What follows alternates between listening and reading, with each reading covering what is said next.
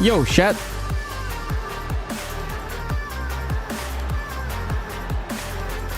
It's alright.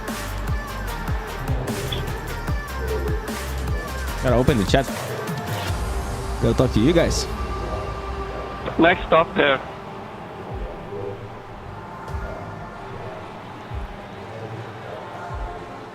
There we go. Hey, you guys can't park there.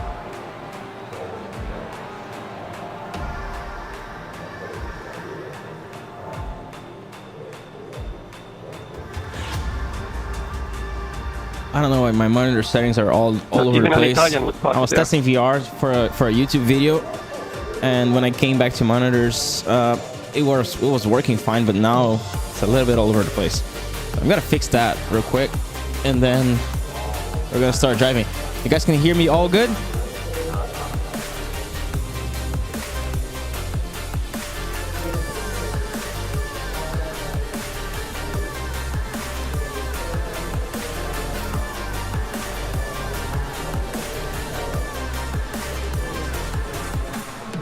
Yep, that's good.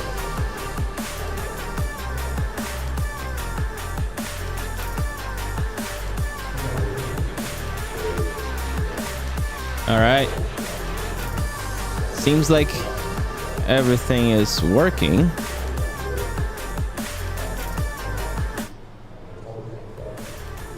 Actually, not everything. Wait a second. Something's going on here.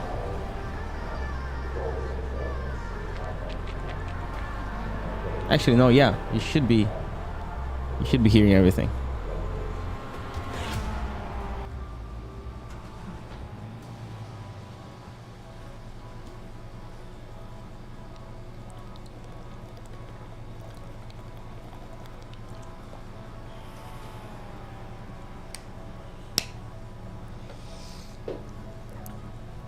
Yeah, I'm gonna have to close it and see if that's the case. Maybe it was pointing to VR.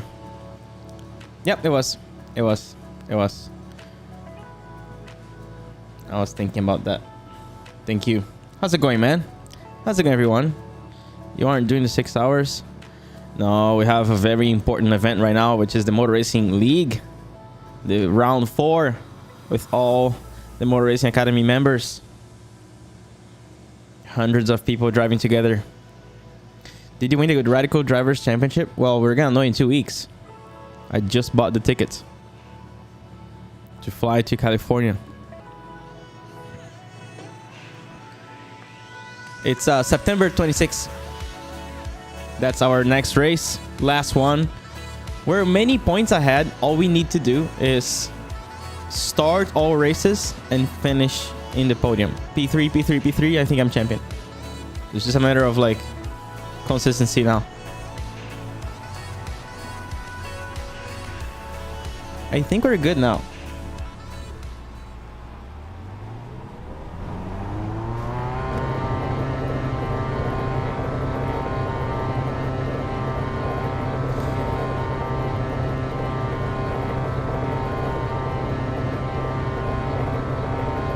You only see your left monitor. Ah, there you go, fixed.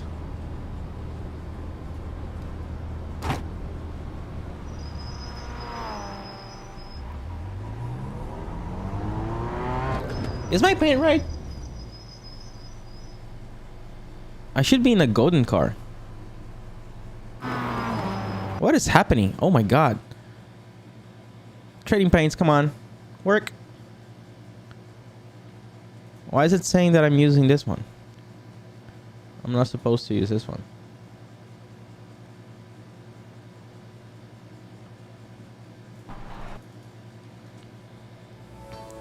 Where you can watch it? The Radical Motorsports YouTube channel does broadcast it, but like, I would say wait and watch my video on YouTube. It's gonna definitely be a better story.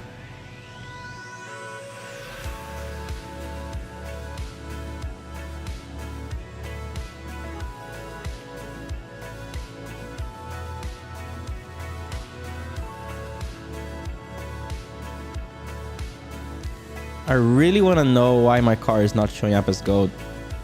Oh, there you go. Look at this beauty. Proper Go team. Let's go. Look at this. Ah, this is amazing. All right, let's start driving. You going for F3? No, it's not my plan. I'm going to LMP3. A little bit bigger.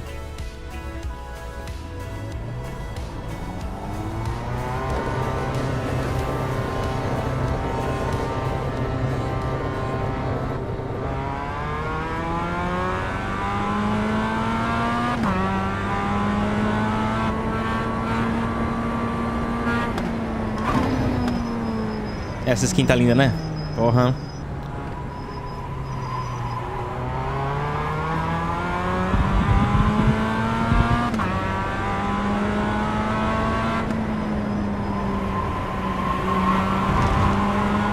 Alright, start. Warming up. Learning the speeds, learning the grip.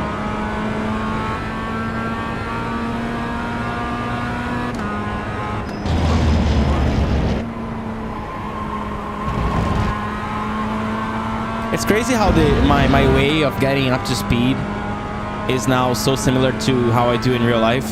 Like, very careful, kind of learning the grip, feeling the grip. Just creating a healthy habit of not sending and crashing on the sim, so that I can automatically do the same thing in real life. How many drivers? We have 100 drivers, I think, in 2 races, so full lobby, 2 full lobbies.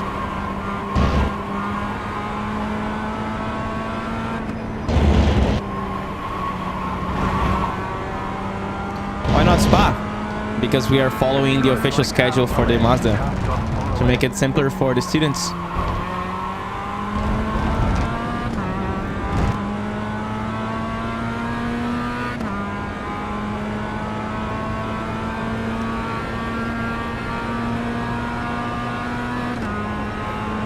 All right, first laps.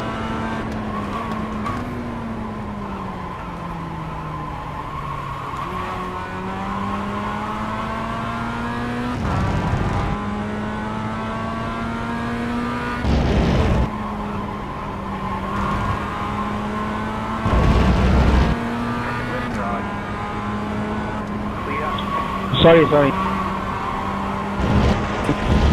I was not looking. I was doing that not much. Does that mean we will start seeing you doing some Okay, I was trying to stop ahead. GT4? Not necessarily.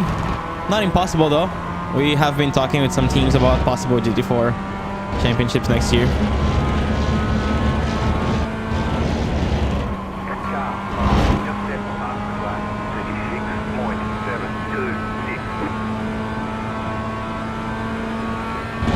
Okay, we have 24 minutes to learn.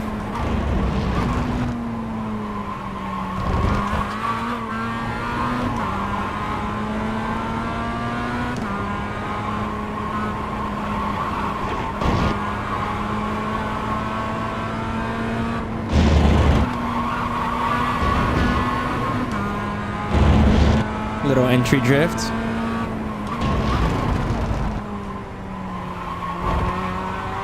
Over slowing on entry there.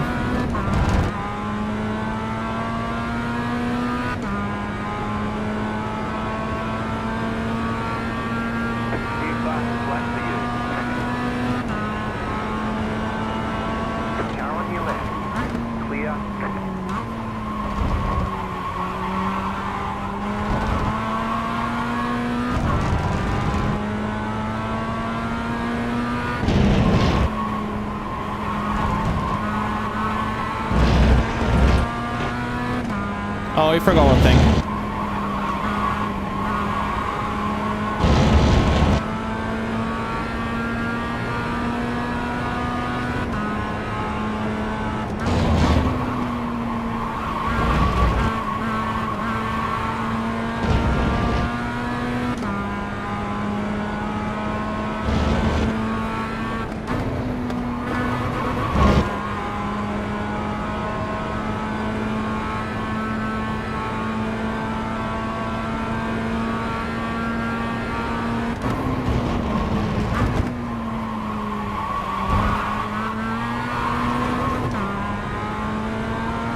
Okay, we just added the telemetry. We're gonna add the relative as well and the standings.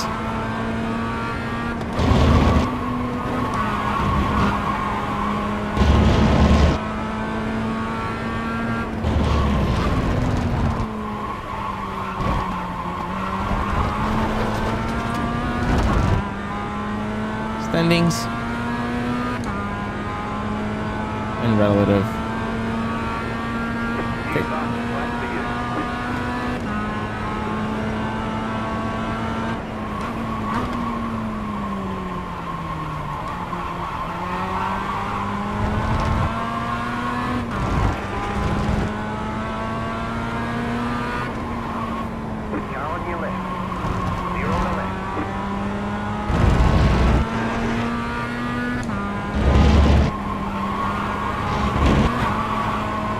Interesting. Cutting that is not a bad idea nowadays, I guess.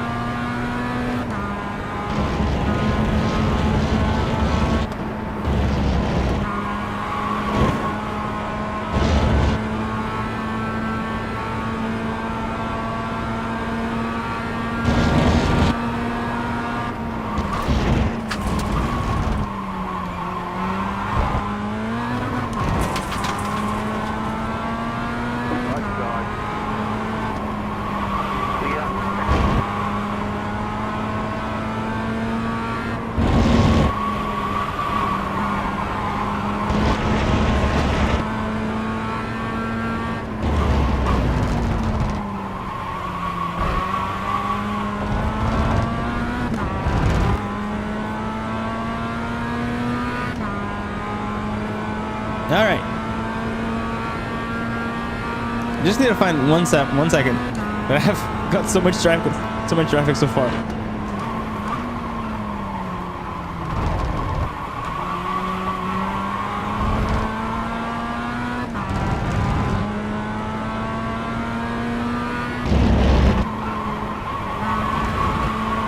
Yikes.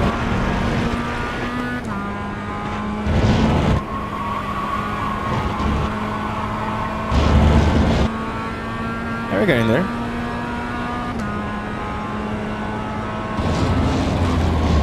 Too early. Way too early.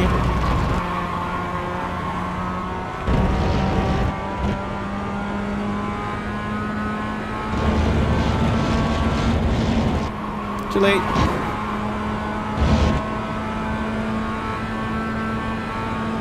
I'm doing it manually. More control.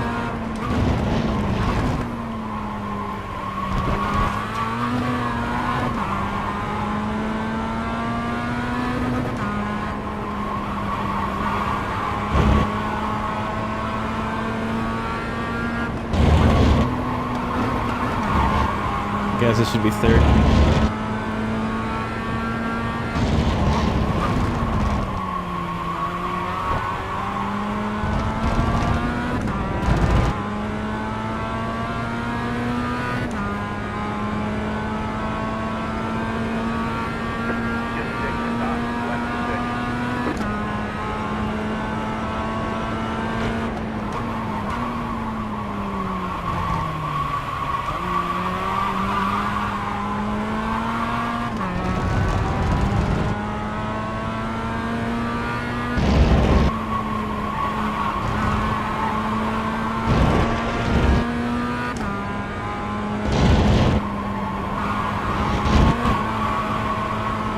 I'm gonna keep trying hitting that curb and see if it works.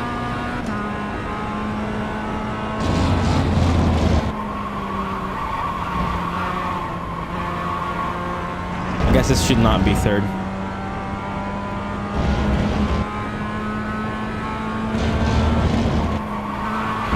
Oh, that was much better. 3/10 there.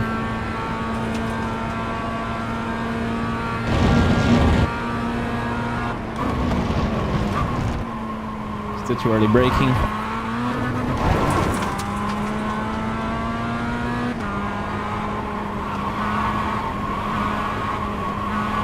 Too greedy.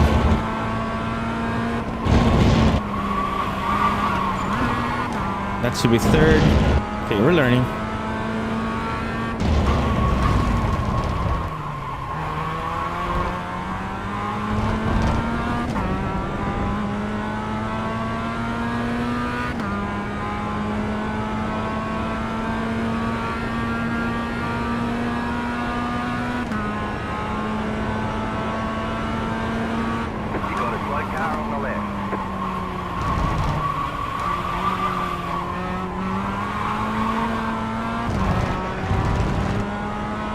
Still too greedy.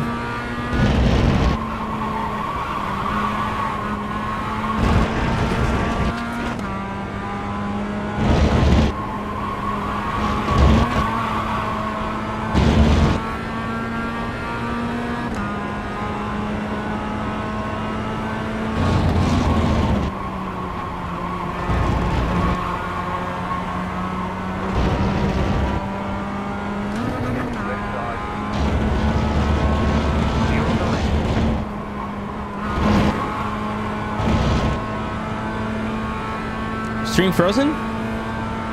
It actually is frozen. Wait a second. Let me check this.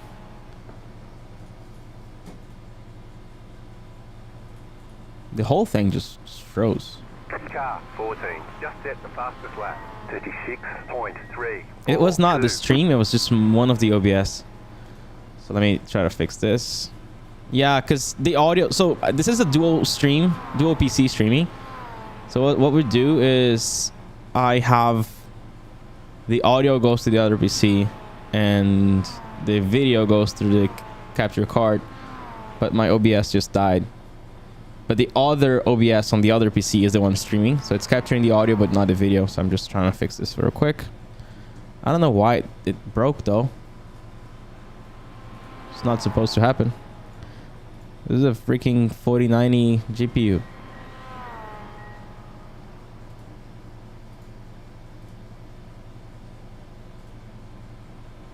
F1 hot laps. I'm not planning that, but you never know. Did that work? Is that working now?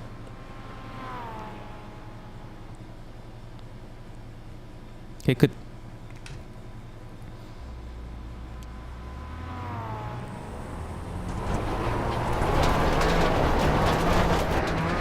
That's how you rejoin a track, you see? Don't crash anyone.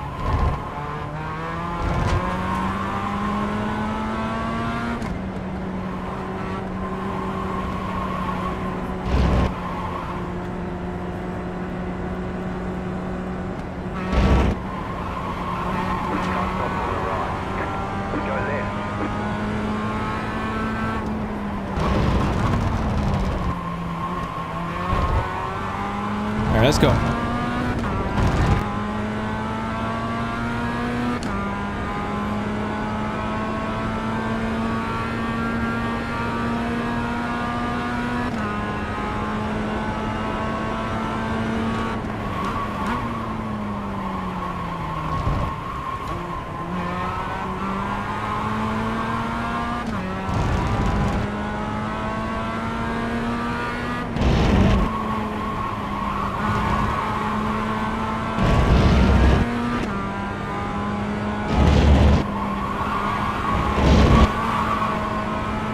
Well, that's actually fast, although it costs an off track. We can potentially use that in the race.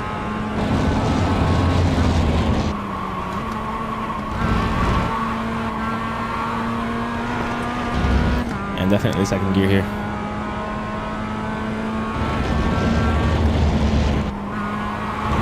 Ow! Woo! I might have broken the car.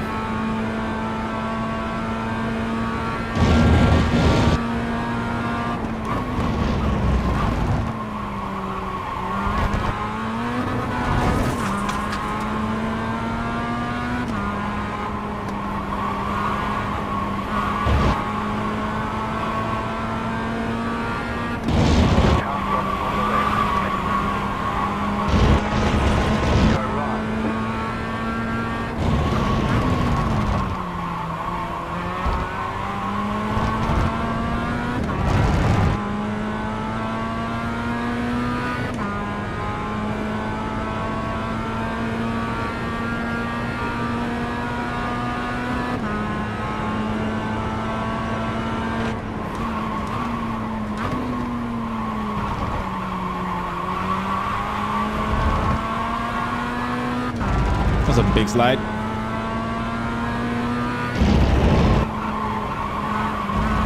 Yikes.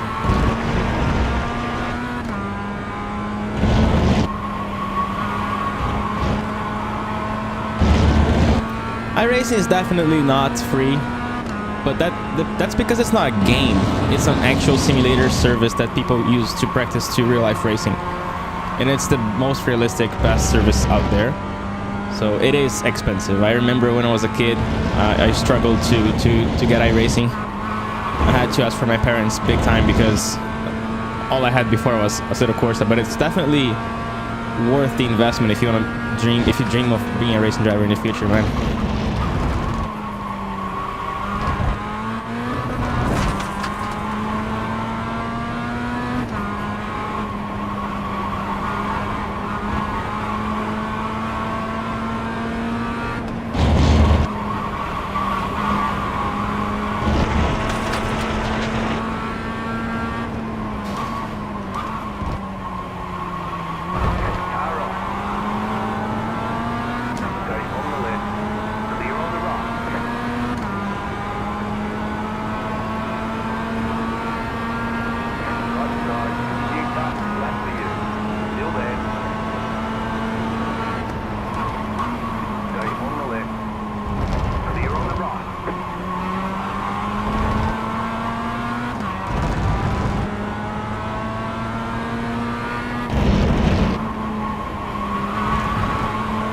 In some ways, yeah, but iRacing is way better in terms of realism. And I say that as someone who tries to enjoy other services, but this one is just like the most solid you can get. Should go to second here. I'm always too greedy in this corner.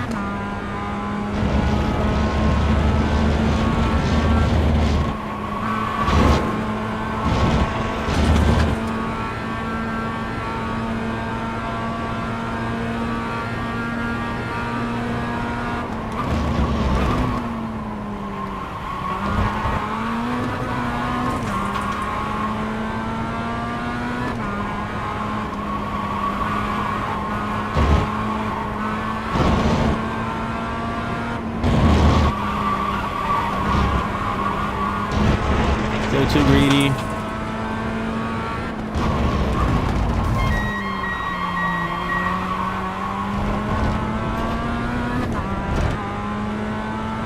Yeah, I only have iRacing currently.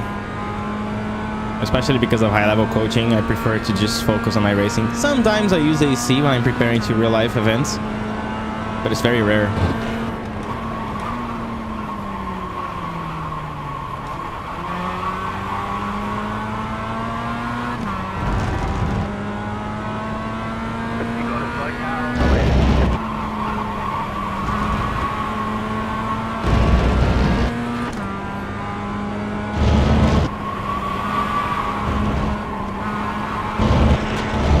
Yeah, so the tire sounds are, I just decrease the engine sound and increase the tire sound so I can hear even more the screeching.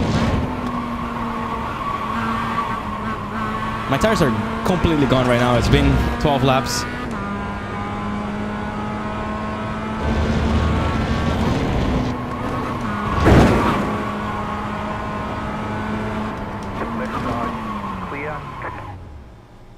How do I train for the Radical? I have a personal trainer, so we work mostly on upper body, core, and neck. So lots of neck exercises as well.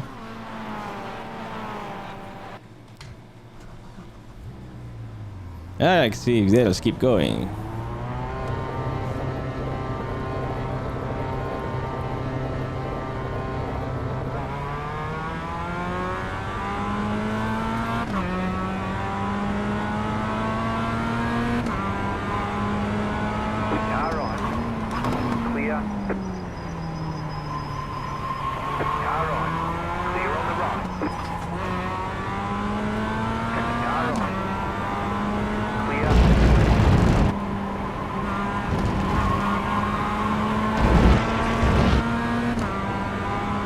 Any cars you want your students to drive? Well, we have the Academy membership with 20 challenges. Each challenge is a specific car track combination that is designed to work on a specific technique from the Motor Racing Checklist. So the Academy membership was essentially made for the Motor Racing Checklist students who didn't know exactly how to practice it. So we created this whole set of challenges where it's similar to the Gran Turismo system, where you have each combo, each mission, you have a gold medal, lap time, a silver medal, and a bronze medal. And then we built them according to what concepts we work on in the Motor Racing Checklist.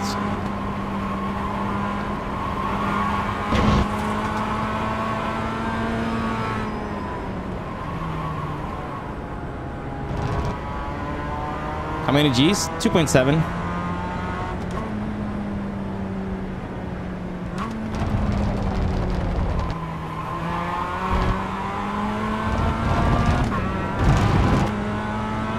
Yo, Victor. Thanks, man. Let's go. Stay tuned after the race here. We're going to analyze all the racecraft incidents and moves. Car on your left. Keep to the right. Clear. Still cold tires on the first flying. Can't use so much engine braking like that.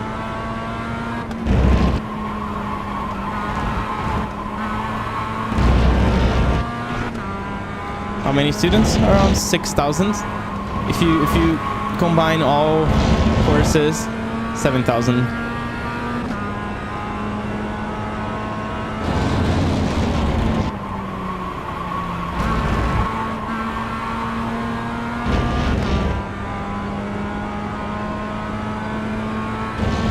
If you're an Academy member, you got the instructions on how to join. Actually, you can only join now for next Saturday because actually this is the last round of the championship. Never mind. The registration was closed yesterday for all the Academy members.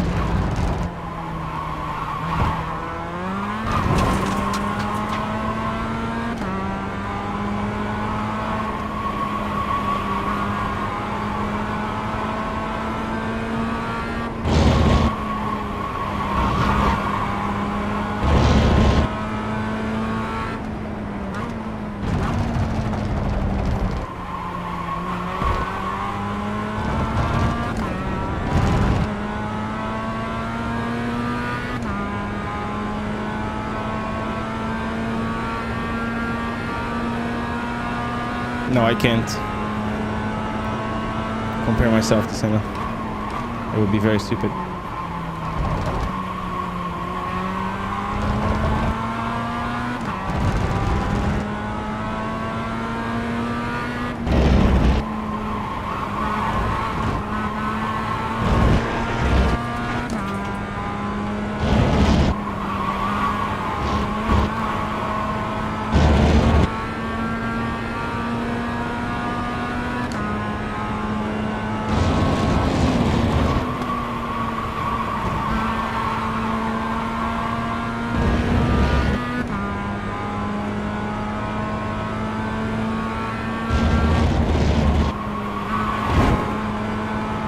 So slow on this left-hander. They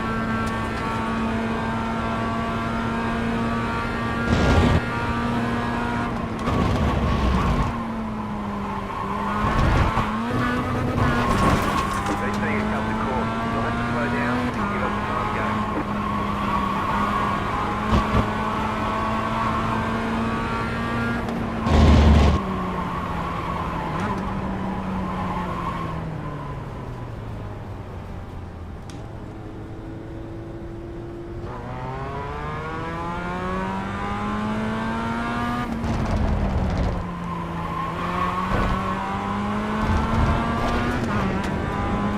We have 3 minutes. You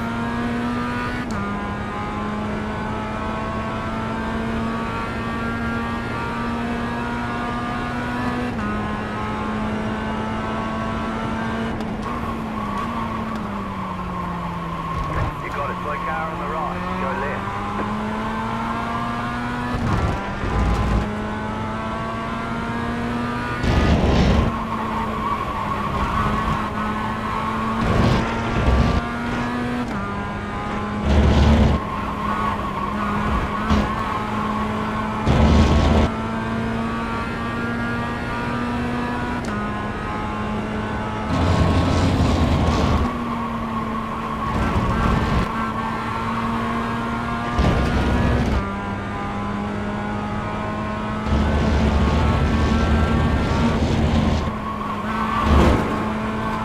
liking in motorsports. You shouldn't like anything. You should drive fast. Whatever shows up. Fuck.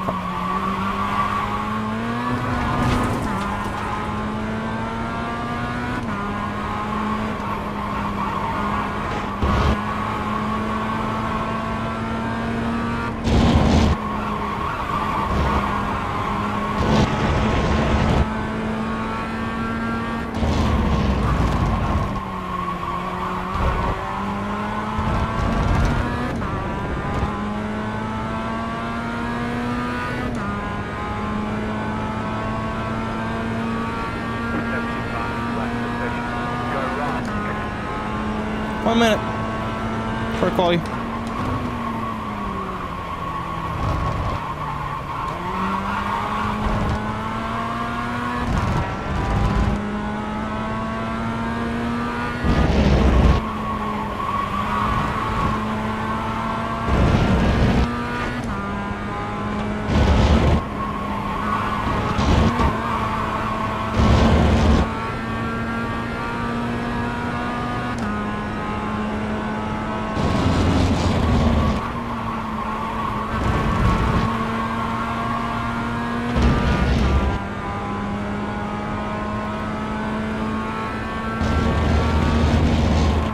I missed it.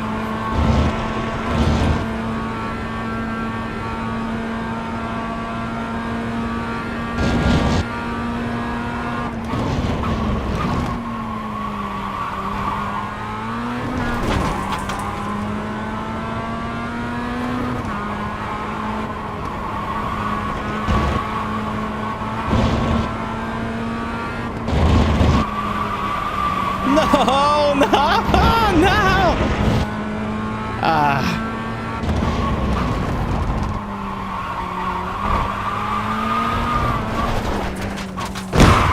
It's gonna be a 0.2, I think, maybe 0.1. But we're ready for a quali, so let's go. Looks like your car is towed. You'll need to tow back to pit lane. Press and hold the reset button and we'll come and get you. All right, quali.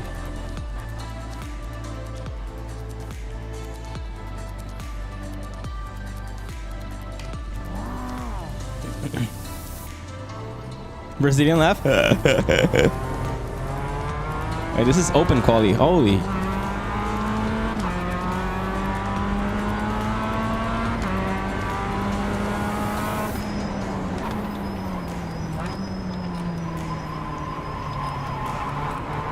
Car on. Clear on the right. Okay, we have a clean track, at least for now.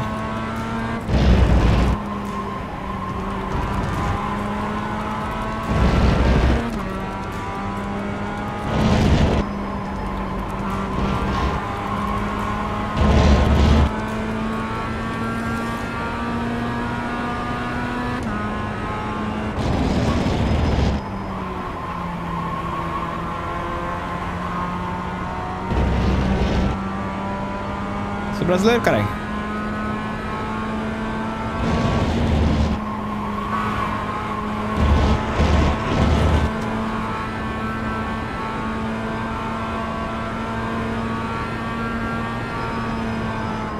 Vamos!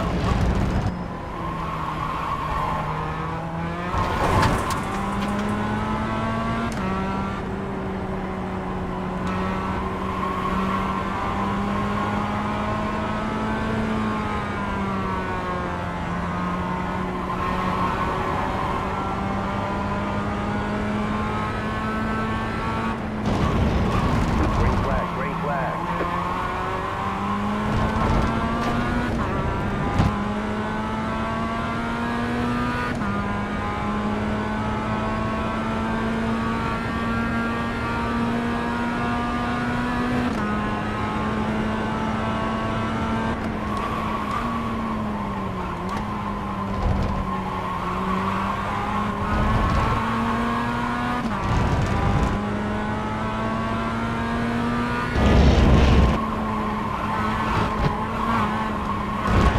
Whoa, big yikes.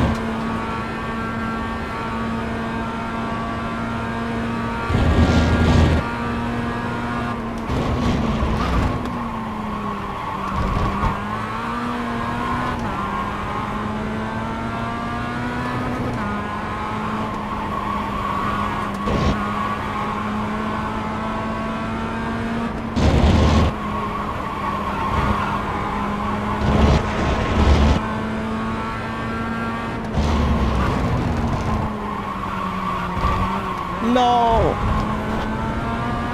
That sucks.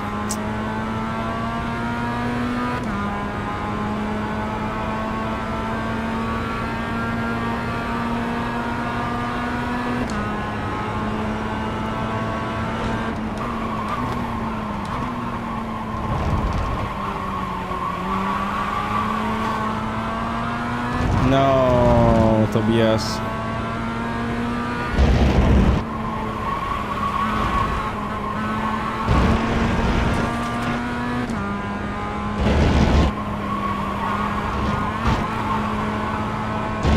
Yeah, this is a really bad quality for me.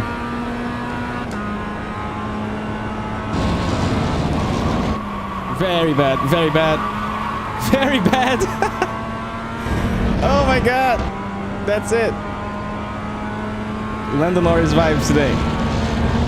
Not even Q3. I mean Q1.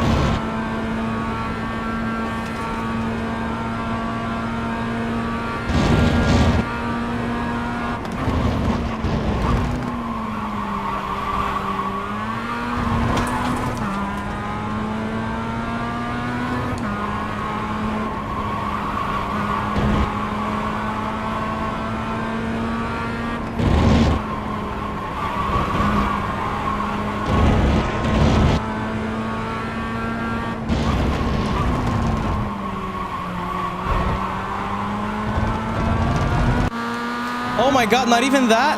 I didn't qualify actually. I'm starting P23. Yikes. On, man. Yo, this qualifying was brutal, Connor. Somebody messed up. Oh my god.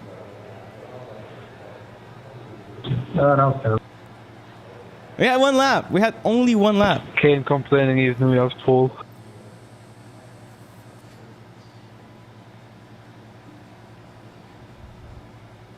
You're P30? Yeah, I mean, half the grid didn't qualify.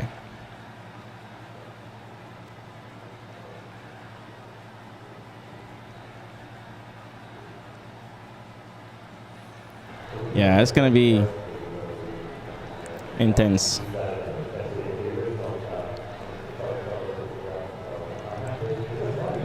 Well, I guess good luck, everybody.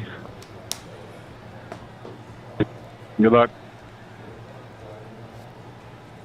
Good luck, guys. Have fun. Thanks, bud. For the love of God, watch for T1 and 2. Well, I guess all the laps, right? This is gonna be intense.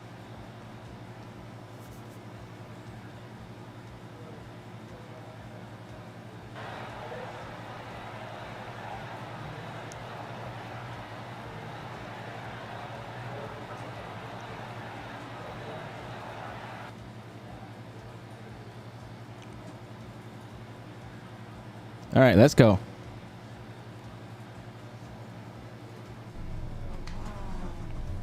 One to go. Next time by. Line up on the left side. What do you think of Lando's performance right now? Well, I feel empathetic. Closed. Pit road is closed. I know how he feels.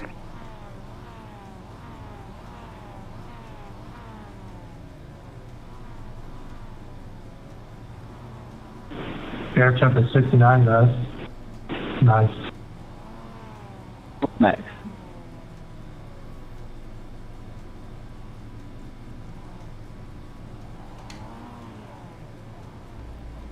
Almost nobody from the blue team joined the Discord chat.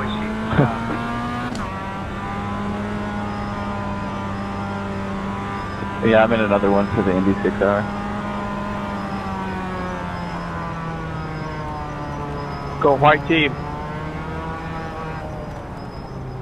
That's racist. Yeah, I'm definitely watching Baku.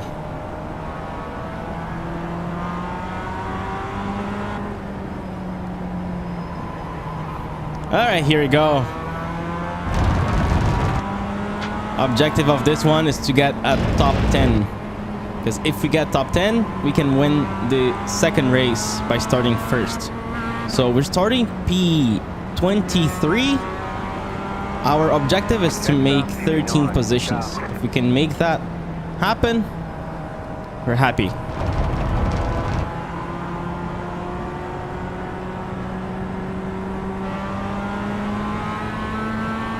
Jetstar 59, car.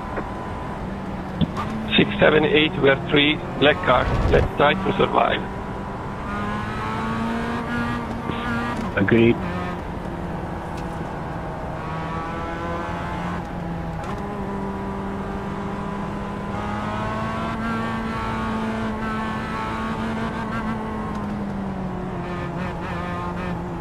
I can do a heart rate with my throttle telemetry. Let's try this.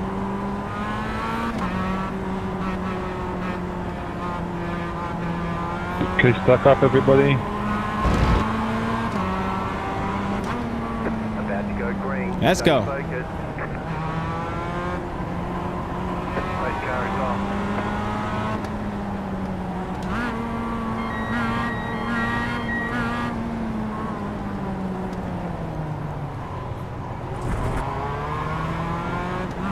Green, green, green.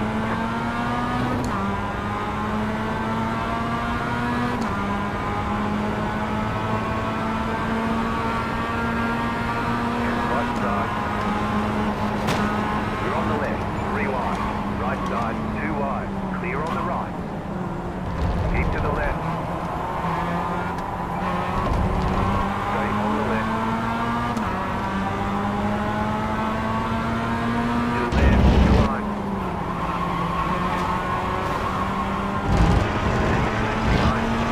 Keep to the left.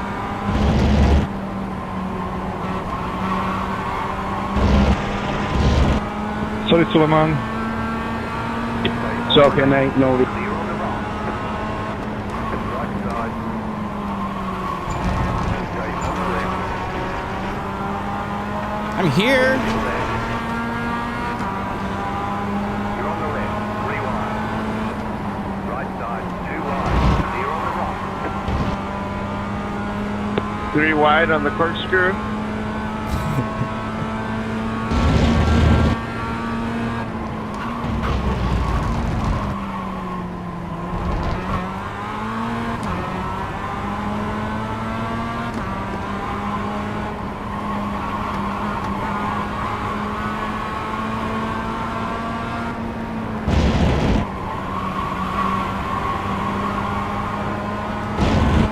Car on. You got a slow car on the right. Keep to the left. Clear. What the fuck was that? Come on! No swearing, mate. Right side. Keep to the Go left. white team. There's an incident ahead. Still there. Car stopped ahead. Go right. Sorry, what the heck was that? Come on! Still there. Hold your line. I gotta watch the replay, but I feel like there's a lot of method happening now. Car behind has gone on. Still there.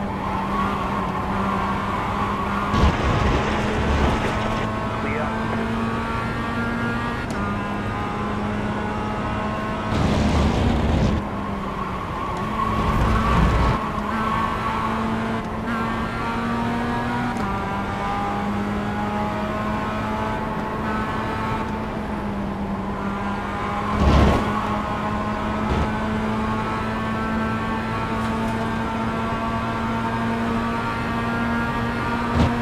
Car right.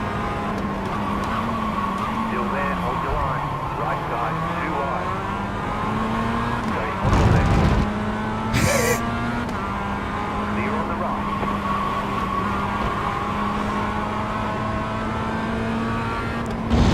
There's an incident behind you.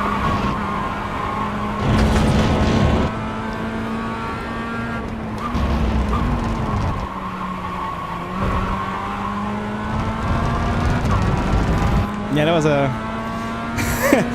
When I started braking, I was like, it's not stopping, eh? Nice and smooth. Yeah, I was a little bit too rude.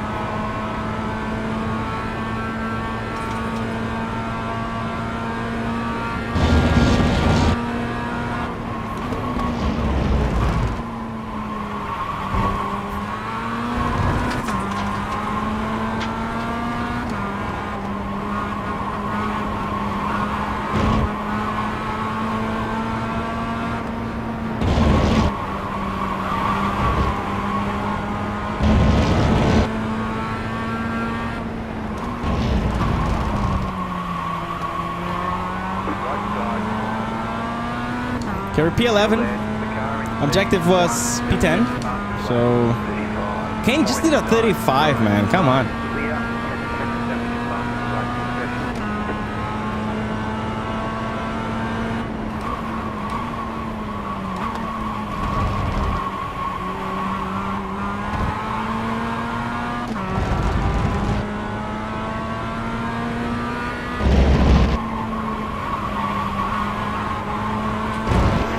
Catching up big time.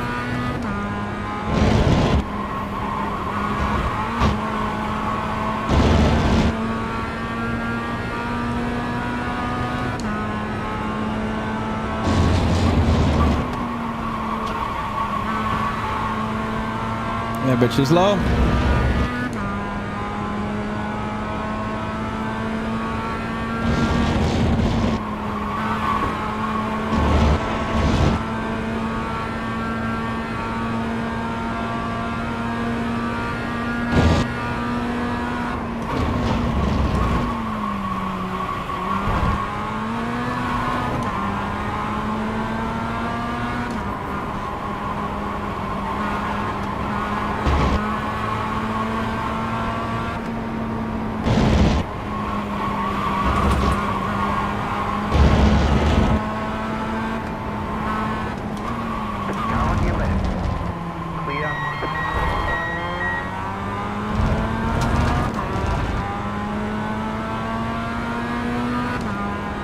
Good defense. You're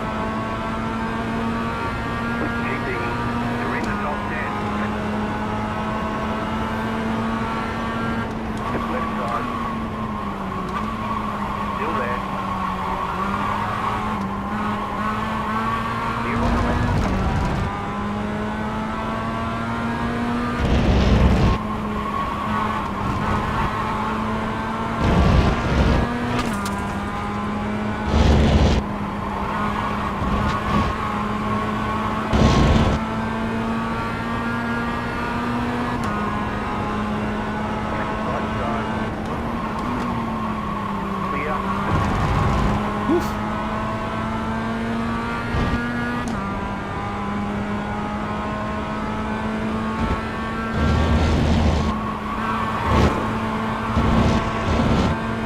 Oh, repeat 10 already. Nice. That's good.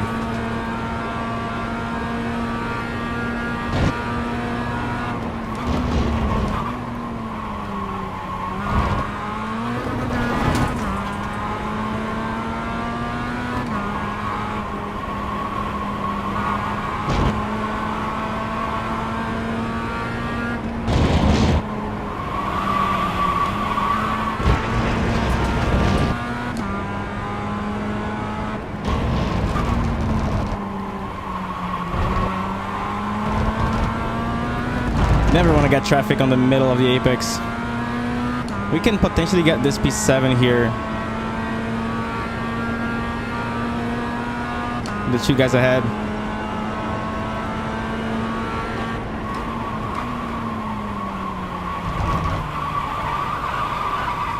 Or we can lose the car, overheat the rears, and lose 2 positions. Still there. Car on your left. 2 wide. Keep to the right. Clear on the left.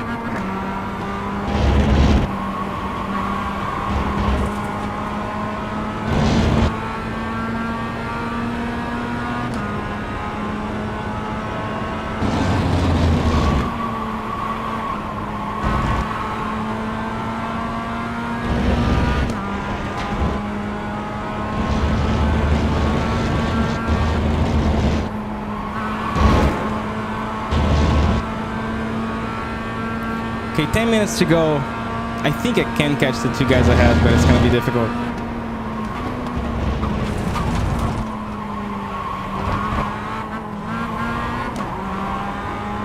Car on your left. Clear on the left.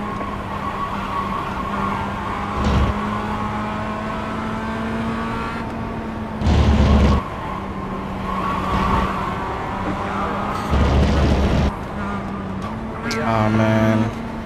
Right side. The leader just did 36.546. Well, sorry. I'm out. This is less than optimal. I thought he was going more to the inside there. Go for it, Merkel.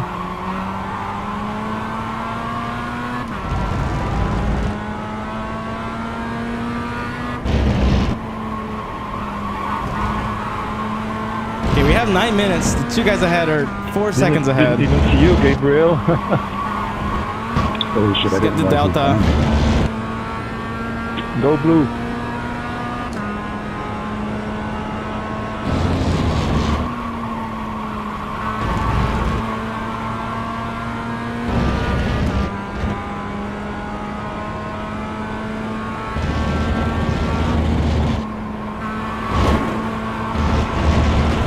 Got 4x. I'm probably getting on the drive-through. I can see it coming.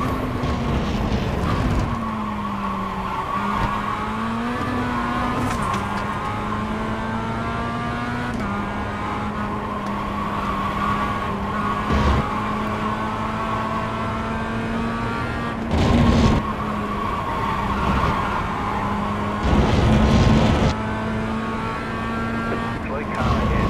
Car stops on the right. Car stops on the right. There's an incident ahead. Slow car ahead. Left Oh, that's interesting. That's the two positions I was expecting. We can actually potentially finish P5 if we don't get a penalty. new fast lap for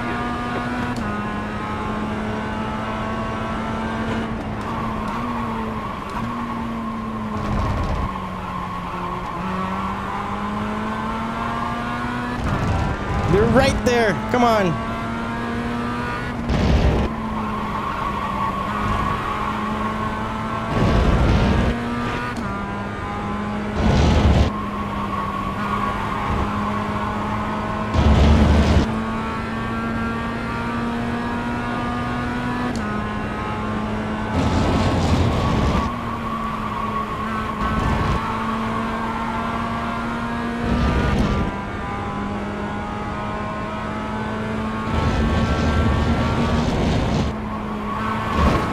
Okay, that's one, but I want them to fight.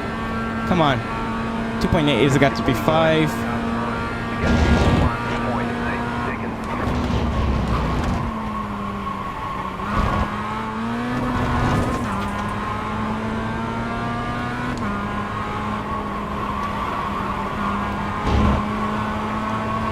2.3. We're getting there.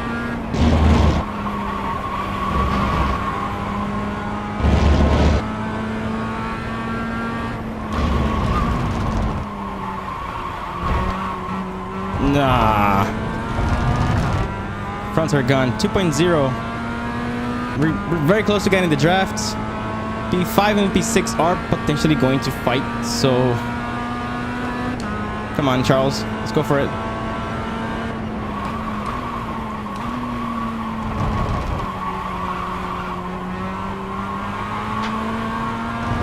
I think I'm missing the timing of the blips because I'm still getting too much rear overheating.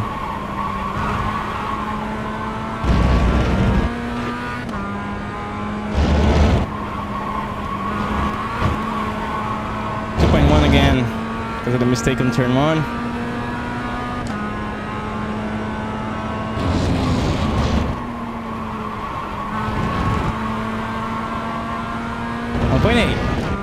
Let's go.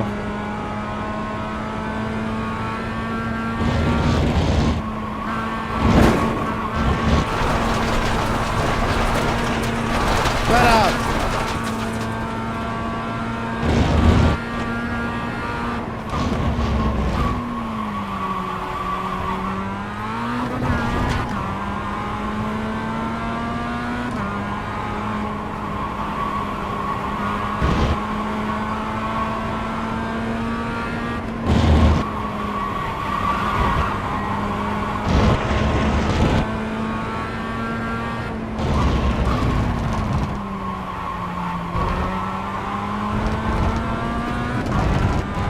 We're there. We're right there. 5 minutes to go.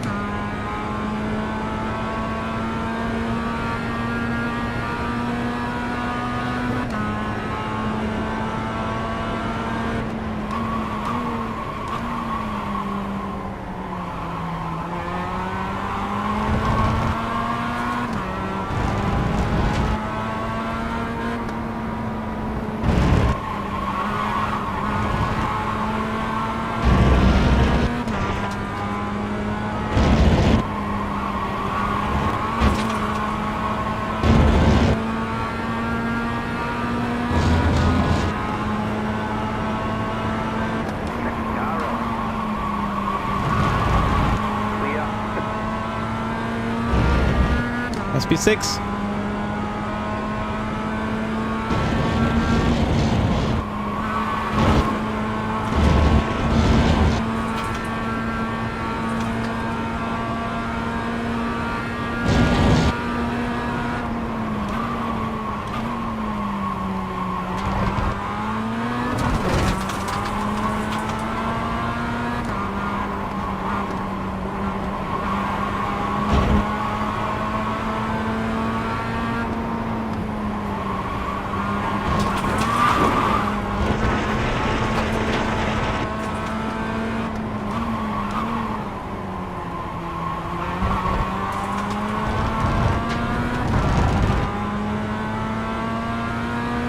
I was thinking about going for the corkscrew, but Great job. Here to go. The ring's bit. Right side. Still there. Clear. I guess this is safer.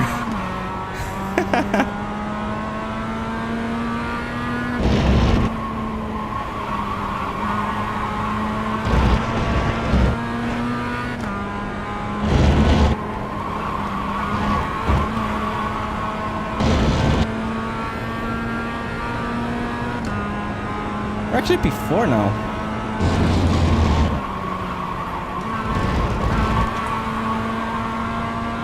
That's good.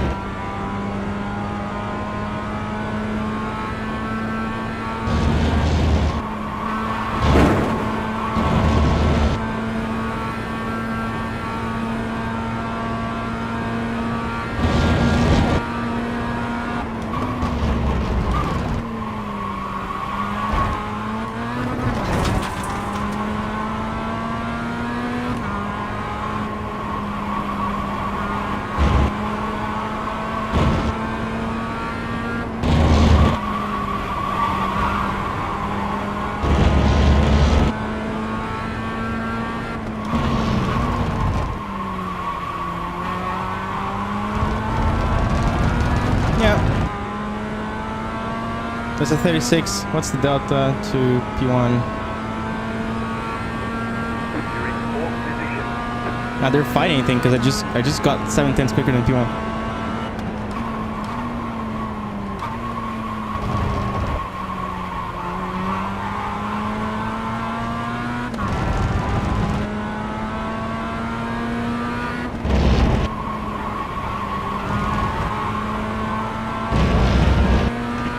Good day. How is that not an off track? Like I just gained so much time there. I mean, not so much, but it was definitely quicker.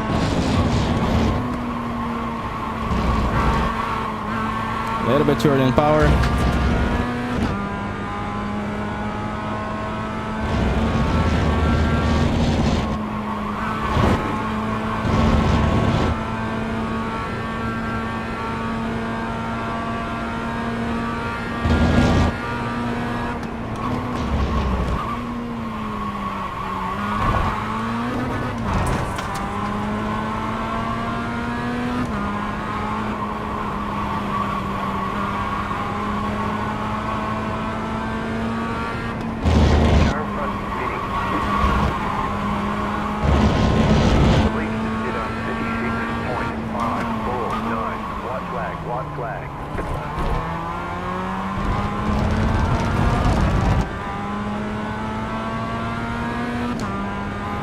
One more lap. We're P4. We're starting P6 on the next one. It's gonna be interesting.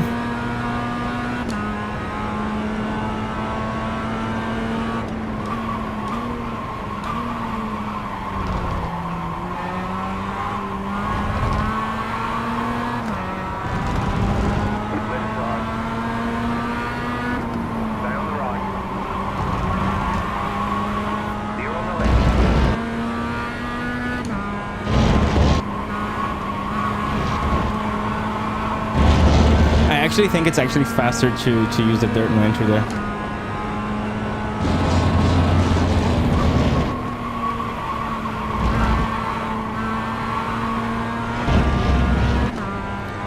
Greetings.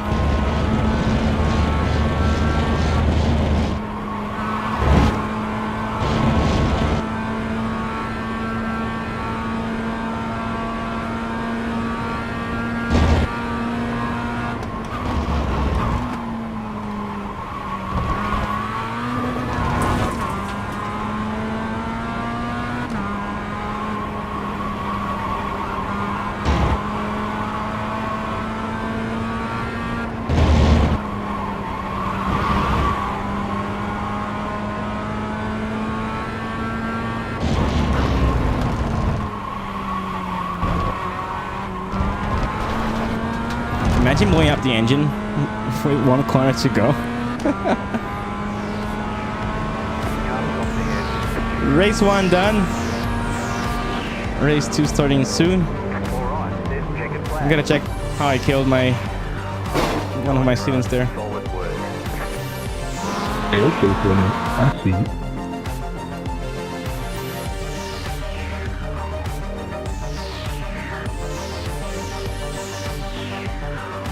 Sorry. That's alright.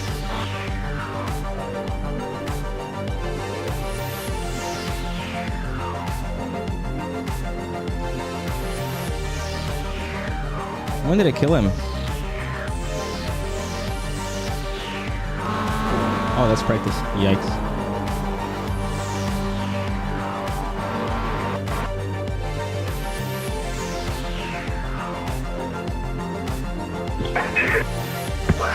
Car 55, I want my wife investigated.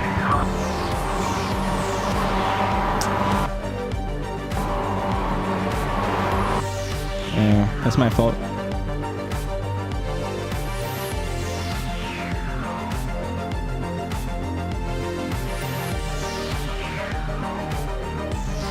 Well, we went from P23 to P3, so it's not bad.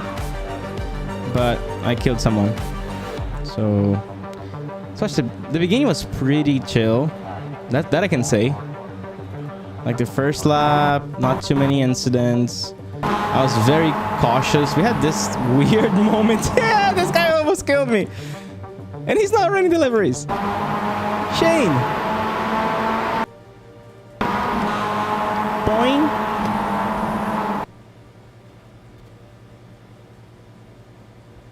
How close was I from dying?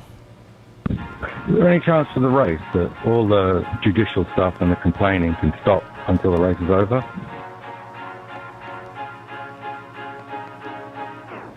Yeah, I agree. Let's try to keep the voice chat a bit more clear. We have records of all the accidents. We're going to apply penalties as much as we can during the race, but a lot of them are going to have to happen after.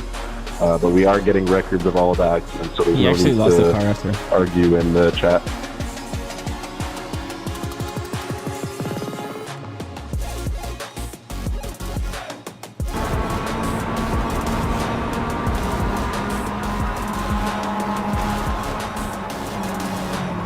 Yeah, guys, this, whenever you want to slow down, remember that the fronts are multiplied. Any degree of steering is gonna be amplified. It's gonna be multiplied by 10 if you're off throttle, if you're braking.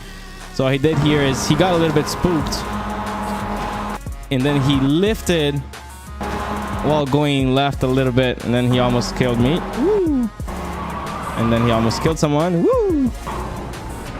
But it was all good. He came back to the track. Oh no! And then he got hit by someone. It was a 3 wide. 3 wide, not interesting. Any plans for go-karting? Not really. 0 plans for karting. My plan is Le Mans.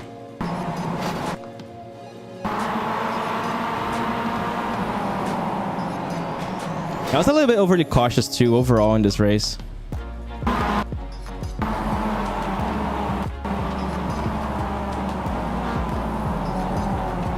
Like very cautious. Very, very cautious.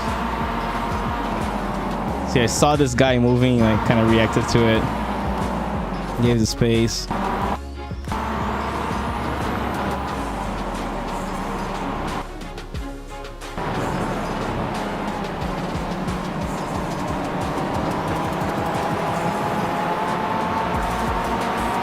What move?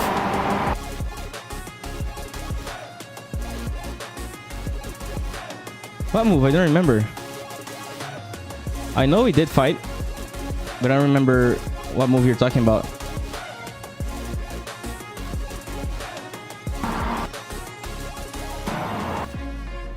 I know I'm there for now.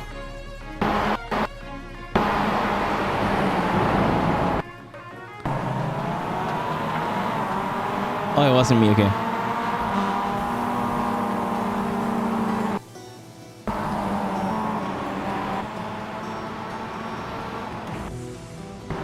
almost killed someone there. I did almost kill 2 people in the corkscrew though. When was that?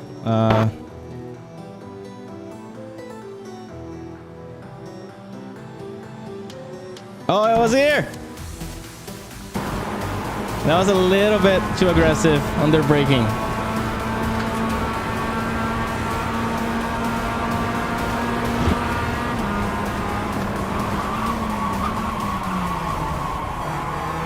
Very good job by Jan avoiding this stupid move from my part.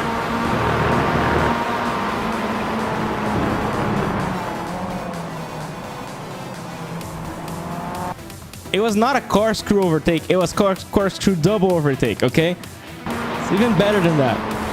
That's the kind of, like, yeah, this was 100% awareness. Like, really good stuff. Good job. Because, like, generally people would just turn in. He saw it from behind. He positioned the car correctly. He got a little bit desperate. I think that's the slowdown.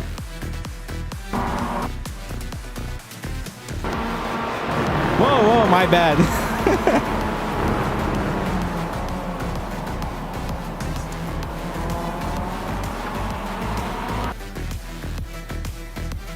'67 lap 1.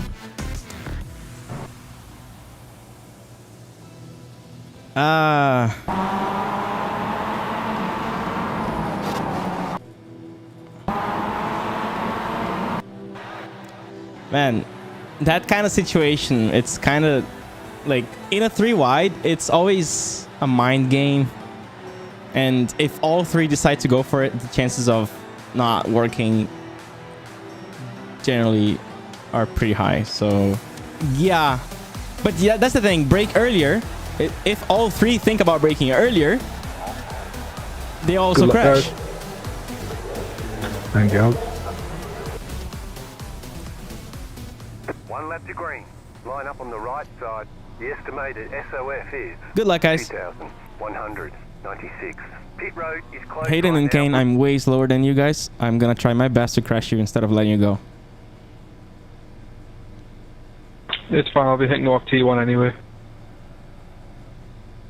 I mean, Kane, you're gold, so let's go, goat.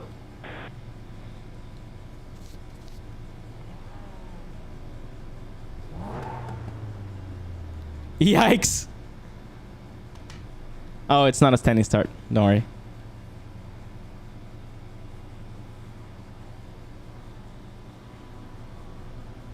I would prefer standing starts.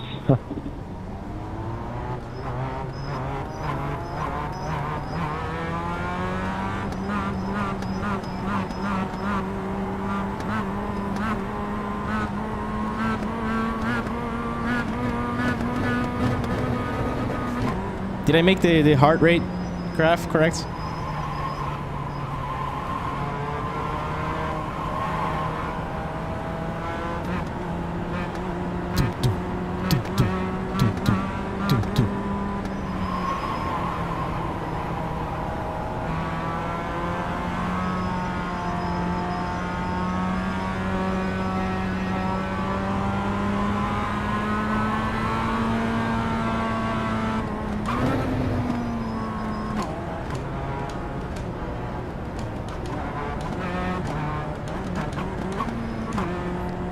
I just did the Star Wars theme. Let me see if I can do that again.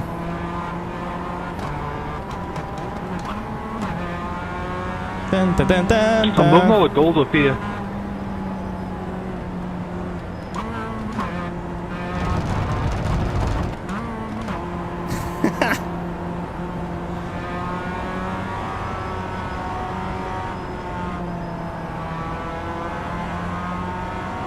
Oh, I guess. Sorry. My bad. It's the same thing.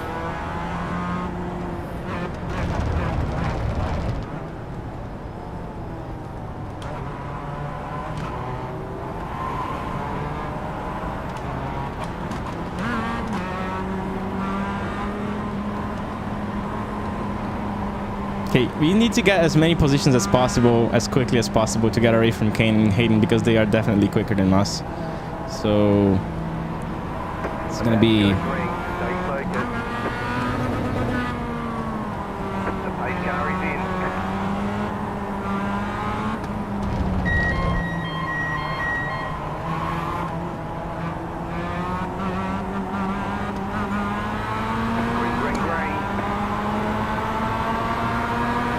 There's no way this is Kane, man. Oh my god. You're in the middle, 3 wide. Car on your left, 2 wide. You're in the middle, 3 wide. Hold your line. Left side, 2 right.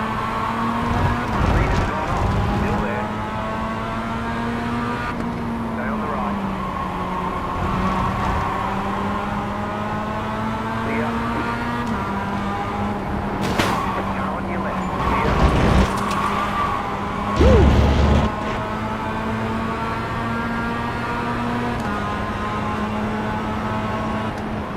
Right side. Still alive. Clear. Left side. There's an incident behind. Still there. Oh, yikes. Keep to the right. Clear. He fell for it.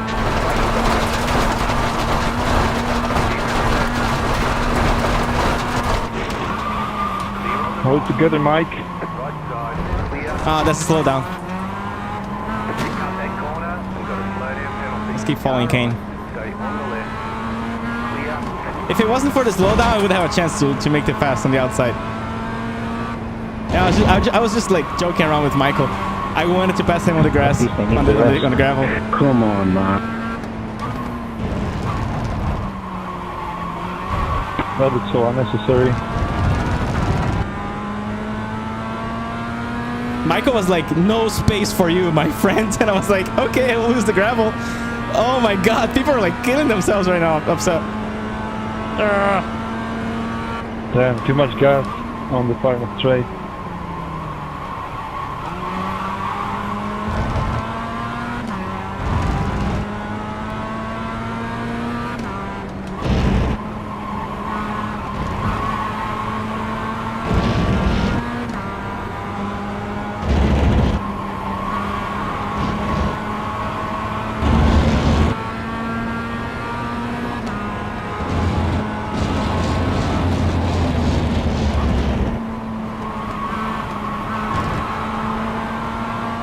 Left side. Keep to the right. Clear on the left. That worked. Sorry, didn't see you on the left. Right side. Clear. Car on your left. Clear on the left.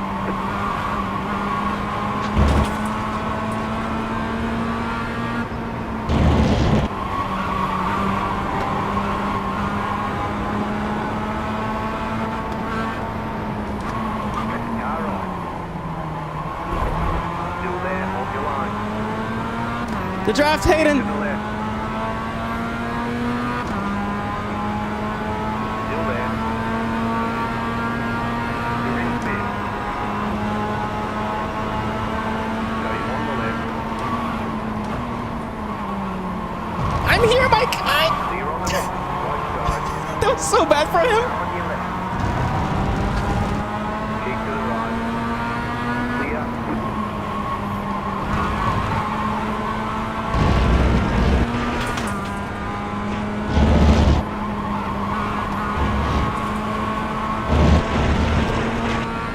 Mike, let's switch.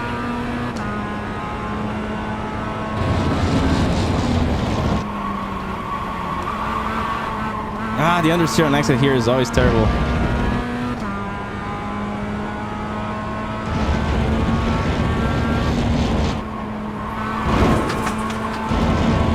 Exclamation gloves, by the way.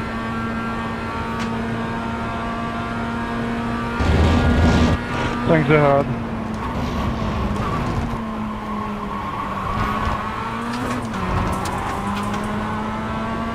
Is that a 1, 2, 3, 4 win gold? That's fucking amazing. No swearing, mate. Sorry. Ooh, get told.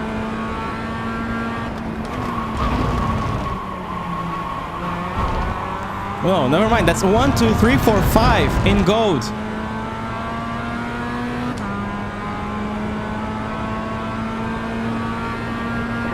Just set start to the left Yeah, well, you need. 36.353. You're in. Imagine if it was white, so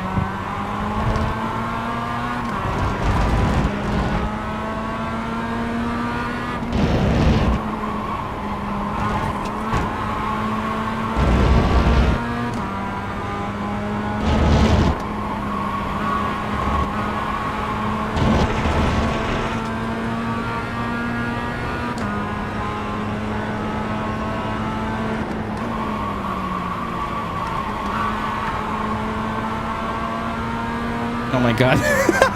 This is sketchy too, sketchy. Right side.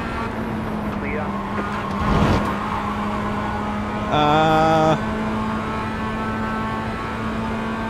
Got him left.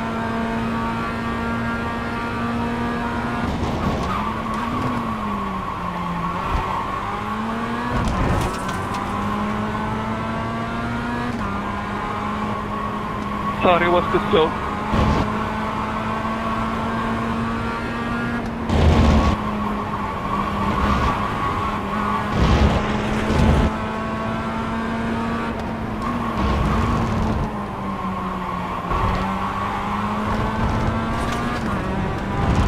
Oh, he's already mind punting me like the whole race.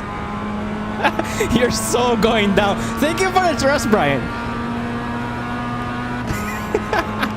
I mean, it's Kane. The car in C6. Just set fast and flat. 36.2. What are you doing, Hayden? Take it easy, Barda. You can't be losing place 6.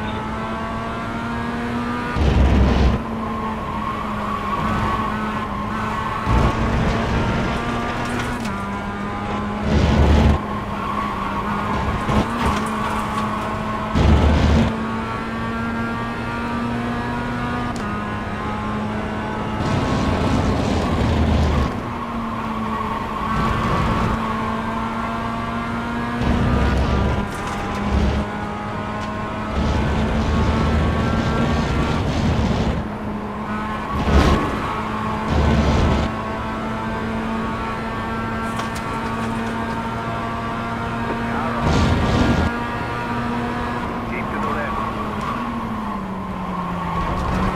Keep to the left. Nah. Clear. You gotta slow down? You did an Andretti pass right there.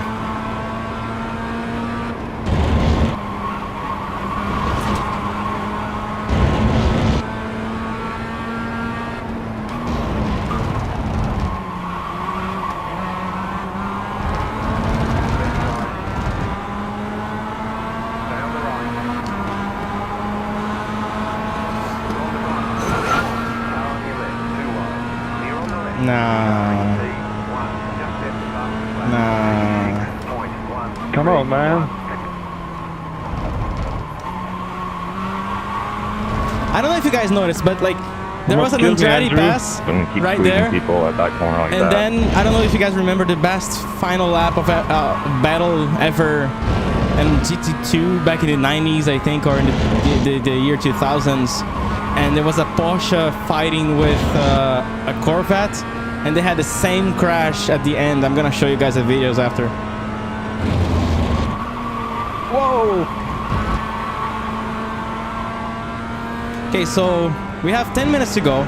P1 is 5.8 second ahead. He's actually pretty fast, so I can potentially fight for P2. Yeah, Kane, what happened there, man? Like, yeah, Kane, man, again.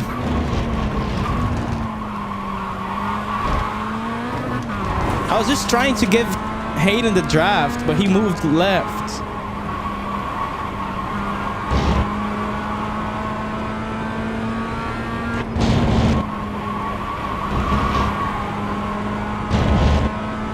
I think you can catch them.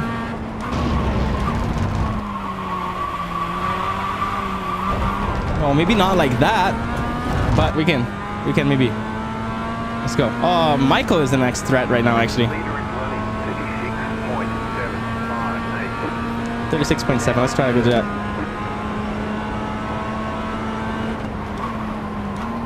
Podium is looking good.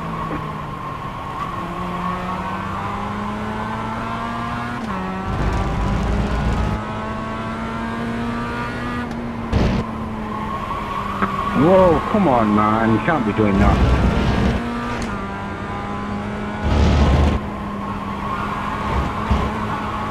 Yeah, the gap is 5.4. Let's just try to run away from Michael.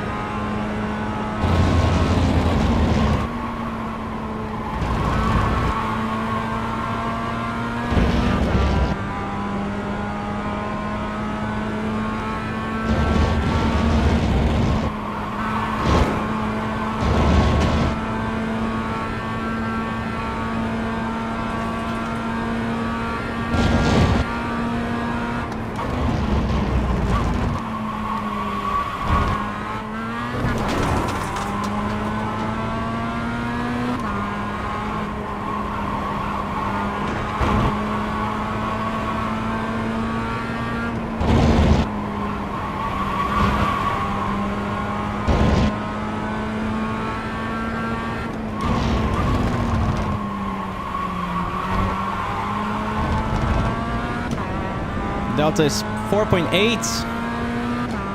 think we can do this. We're opening up a little bit from Hayden. Sorry, from Tobias. Sorry, from Michael.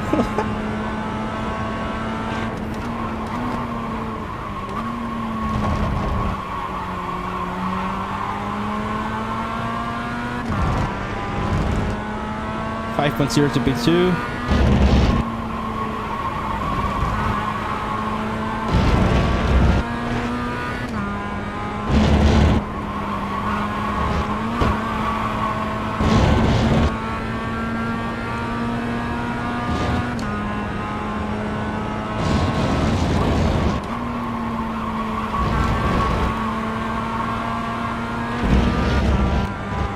Driving's getting a little bit more precise now since I started focusing on actually driving fast.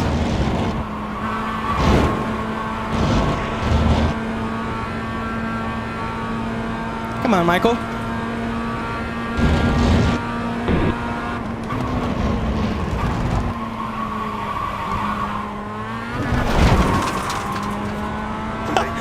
My time penalty. Doesn't matter. You have the time going. Oops.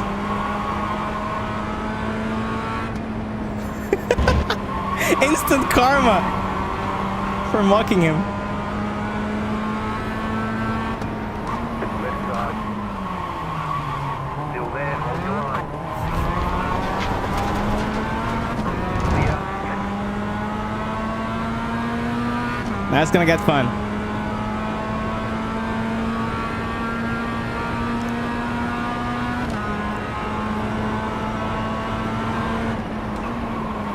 Car on your left.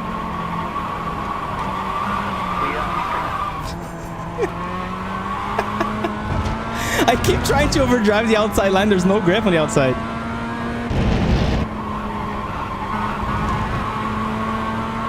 Where am I going? Or let's try to pass him under the corkscrew. For that, we gotta catch first. Let's. We're 1 second behind now.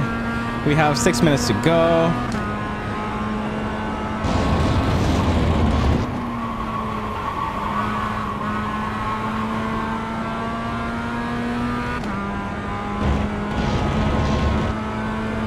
Fixed. 1.3 seconds. How can I stop it?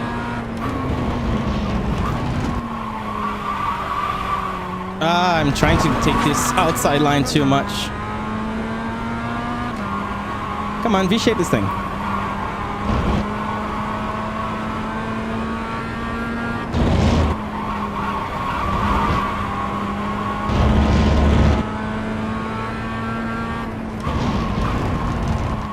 I'm sorry, Mike. I got My tires are squeezed by dead. Charles. I want to let you pass. Same.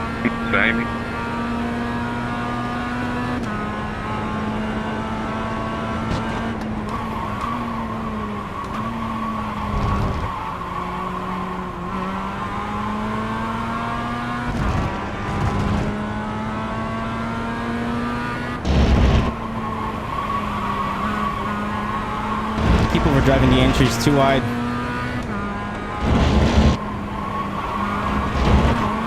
Oh, that looks better. 8x.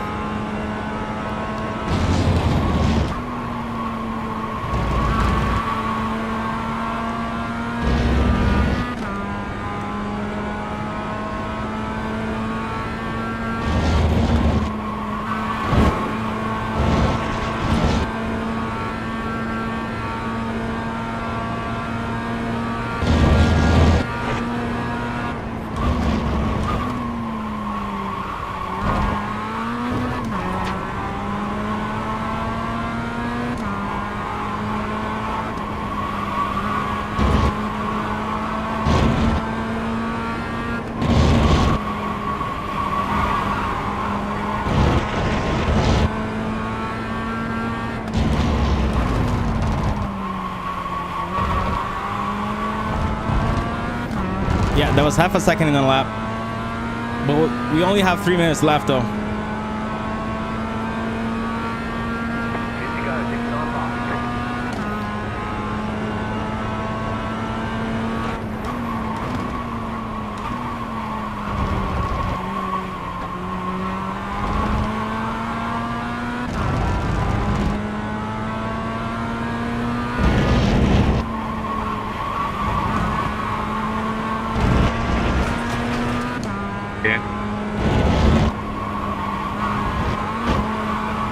Oh, we're definitely getting there. We're definitely getting there.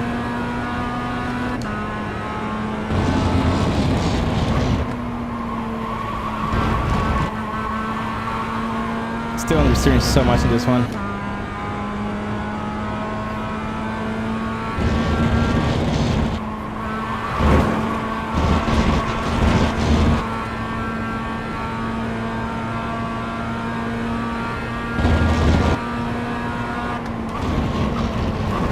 No.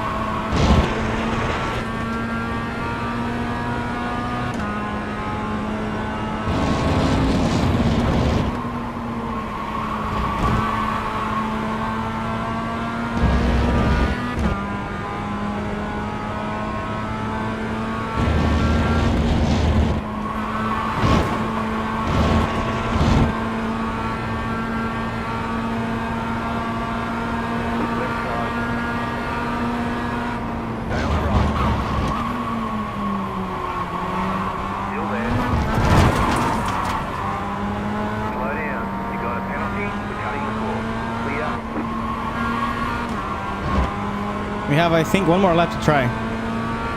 Okay.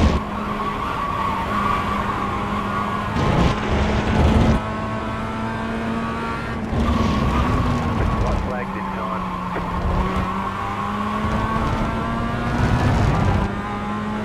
The leader is running 37.257.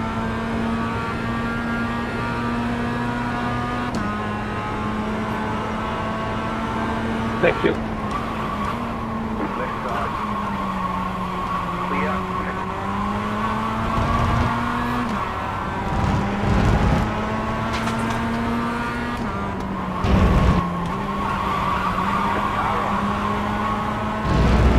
Come on, man, you're a lap down. Blue flag. Clear on the right.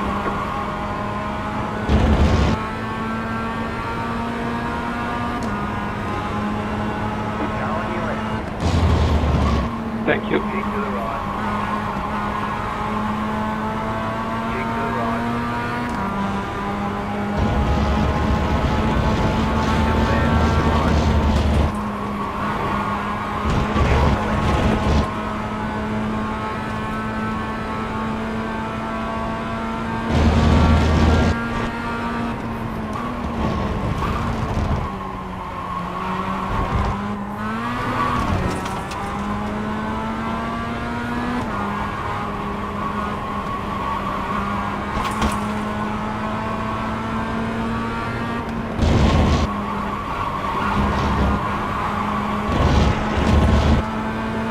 Right side, clear on the right.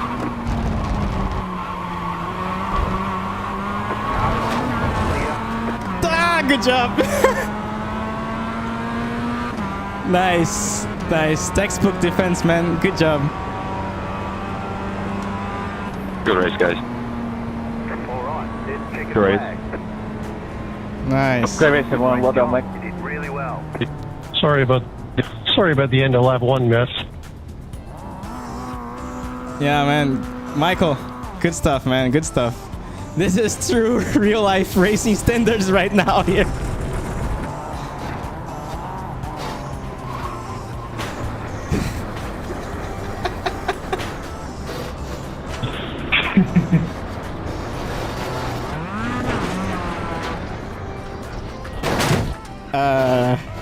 Okay, let's analyze those things. That was very good. That was very good. It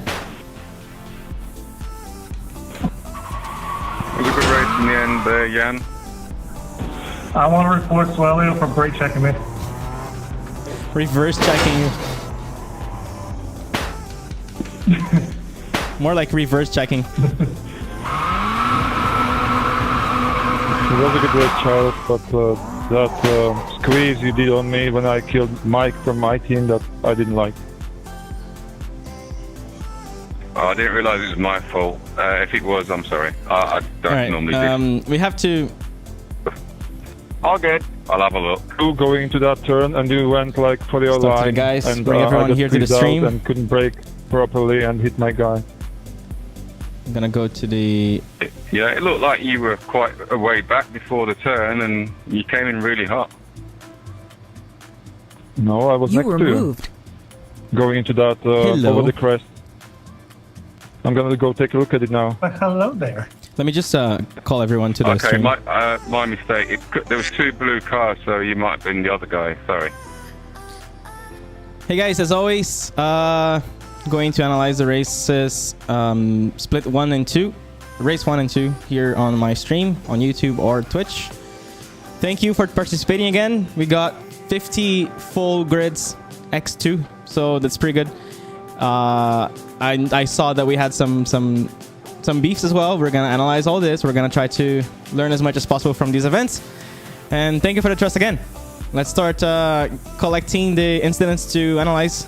So remember to send them on Discord, and then we're gonna see one by one on my stream right now. Let's go. Thanks, Swelio. Hey, Swelio. Hey, everybody. Thank you, everyone. Yo, how's it going? Dumb ways to die. So many dumb ways. Need a hand with incident review? Kane is the driver that succeeds in being crashed every race. It's been I saw that 4 happen, weekends. 4 weekends. Is this the 4th or the 3rd? Honestly, actually. This is the 3rd, round 3? Yeah. Okay, so there's one more. Yeah, the test event. Test event? What? The first league race. When we tried it out. I rode America. You also died there? Yeah. Yikes. I mean, that one was tricky. Let's go straight to that one because I think it was Hayden's fault. I was expecting to give him the draft, but he just turned left and kills you, I guess. Let me see, which lap was that? Lap 5.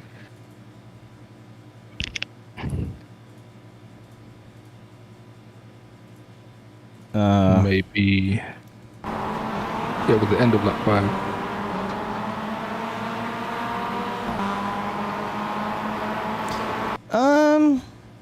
Kane. I think that's your fault. Watch this. Yeah. I'm watching.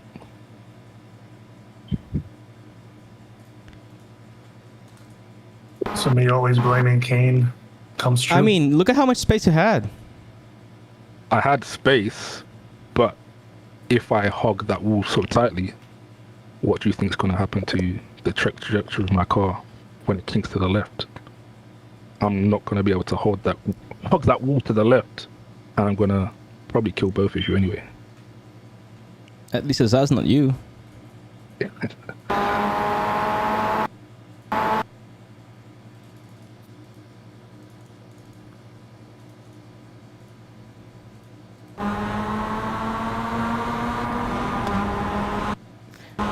I mean,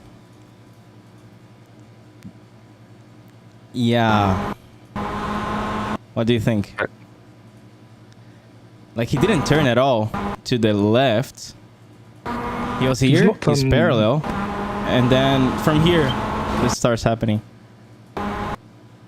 But he's going slightly diagonally. It's a straight line. No, a here slight he diagonal. did. Here he did. Like, here, he exits, he turns. Now from here, he's straight. Now he's straight. He turns even right a little bit. Now he's straight. Now he's straight. Now he's straight. He's straight, he's straight, he's straight, he's straight. And then the contact happens. The steering wheel was straight, but the trajectory of his car. No, is a when I slight say diagonal. straight, I mean parallel to this, like, darker Play it part from of the... Vargas. It's like, because from my point of view, I was also trying to hold it parallel. Ah.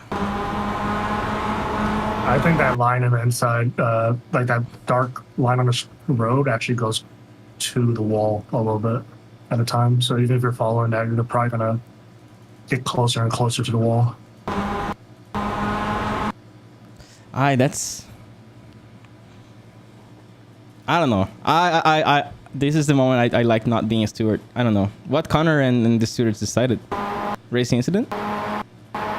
Haven't decided yet. Okay.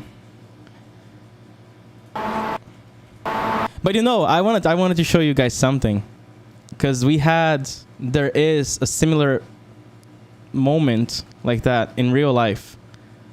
Let me see if I can find it here real quick, because it's very, very similar. Ended up very badly because it's real life, because the crash happened exactly the same way. Do you guys remember what we're talking about? It's the last lap Laguna Seca GT2 at night endurance event. It was crazy. Let me see if I can find it. But yeah. Yeah, that was with the legendary GT2 driver, like Jan something, right? Maybe. Driving the Corvette?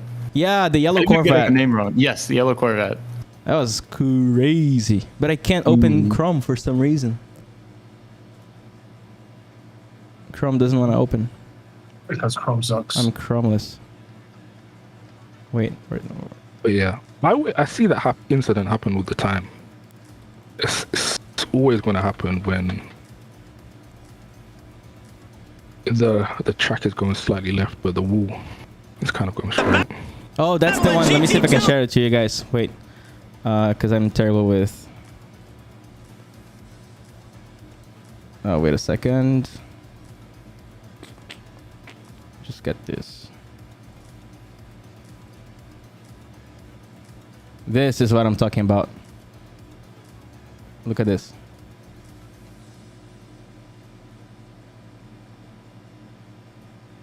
Rages on! And here comes Magnussen with a Corvette running around the outside. Will he stick there? They're going to hit. Oh, they bumped!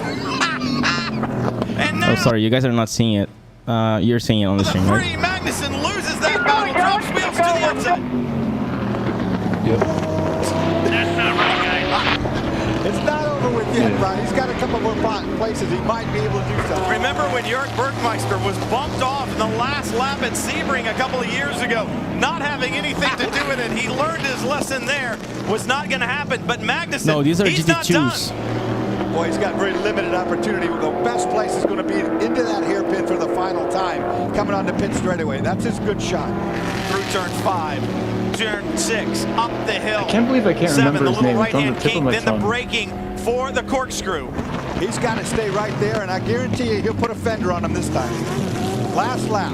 Out of the corkscrew. Through turn 9, the left-hander. A right-hander, turn 10, the very fast turn 10. Then the heavy braking for 11. Jim And Magnuson, that's is it, going to get the Jan job done. Magnuson. It has to be right now. Too far back. Less a dive bomb. And Bergmeister. So that's the last lap now. Not going to happen. He's going to try the exit. Oh, he bumps him. Oh, no, that's the Hits one, that's him the in one. exit, loosens him up. Bergmeister drives him to the wall, down the front straightaway, rubbing into the wall, and he crashes in big. Yikes. Oh, they're not going to like that one. No one is going to like that when the checkered flag falls. It's great to see the competition, but enough is enough. And now Little bit tippers are going to different flare on pit He knew he road. was going to get past, and he just It loosens him up. There was a lot more overlapping in this Drives one. him to the wall, down the front straightaway, Oh man. rubbing into. Yeah, hands are getting thrown if that happens to me. No doubt. Bro, that was a bad hit. Crashes in big. Oh, they're not going to. Yikes. Anyways, now back to our little video game here. I don't know. I don't know. Honestly, I don't know. Chat, who do you think is at fault here? White or goat?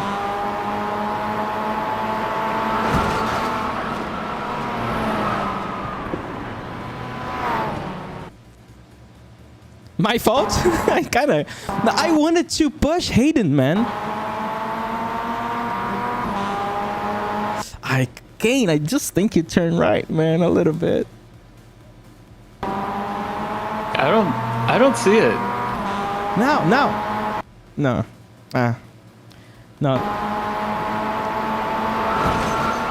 The only time I turned right is after the initial contact kind of shook my will.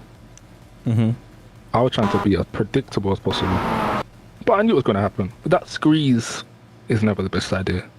If you want to squeeze, you have to do it after the kink. Otherwise, you're always going to come together at the end of that wall. Okay. Yeah. Right. I had a similar almost thing happen like that in real life in the Radicals, but I didn't crash, happily. But it was pretty much like that.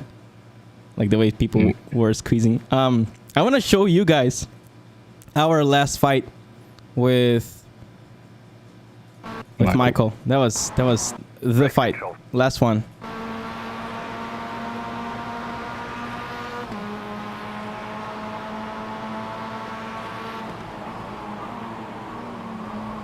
Just too wide. Then I was like, okay, let's get good exit. Boom.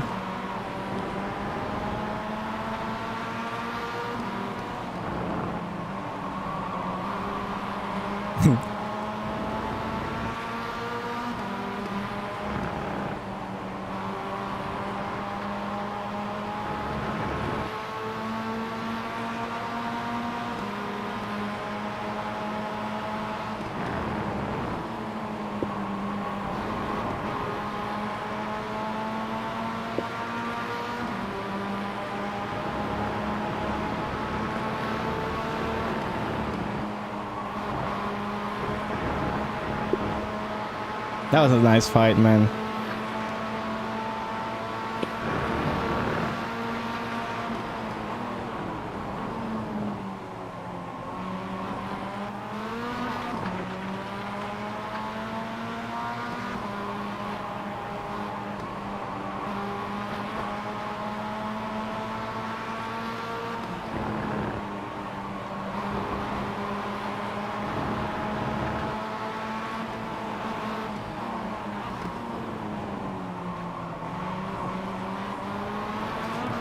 Yeah. This is textbook. This is like everything Michael did was perfect. Like everything. And as an attacker, I did everything. I mean, I wasn't extremely aggressive. I didn't, for example, I could have dive bombed here. I could have been a little bit more aggressive in the corkscrew, but like overall, I did what I could, like all the way to the inside, try, give up, use all the track. I did the same ritual on all corners, and he defended very well. Like, that's very good. So if you guys don't know, Michael is a long-time student. I think we've been working for 6 months, maybe a year, maybe more than a year. And he drives in real life as well. So he races in real life. And we've done so many coaching sessions. He's done the course. And now it's just like, it's an honor to be able to fight to the same level with him. It's really, really, really, really, really good. Definitely over a year? Okay. Yeah, man, good job. I'm very, very, very proud with this. This is amazing. Yep. Very, very, very cool. Do you guys have a list of incidents, or so you can analyze? I have a list. Okay, let's go for it. Which one first? So first we have split 1, race 2, last corner, cars 22 and 64. Split 1, race 2, car 22. Yeah, in the very last corner of the race.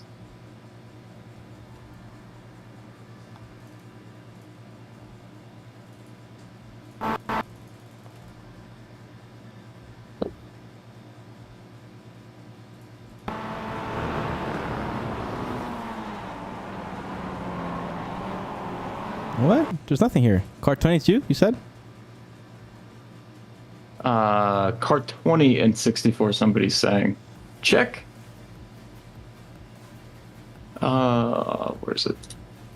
Check car 64. Car 64 is not looking very good. Oh no. There's nothing on the last lap here. Feature race, right? Yeah. Okay. First lap, he's saying. Oh, well. So first lap, last corner, I guess. Oh, first lap, last corner. My bad. Yeah. No, that's it wasn't specified. Yikes. What's that? Kyle. Boom. Murder attempt right there. Very good recovery. What is this?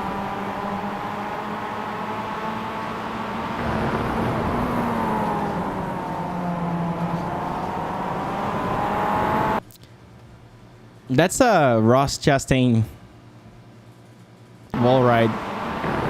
It's more like a car ride.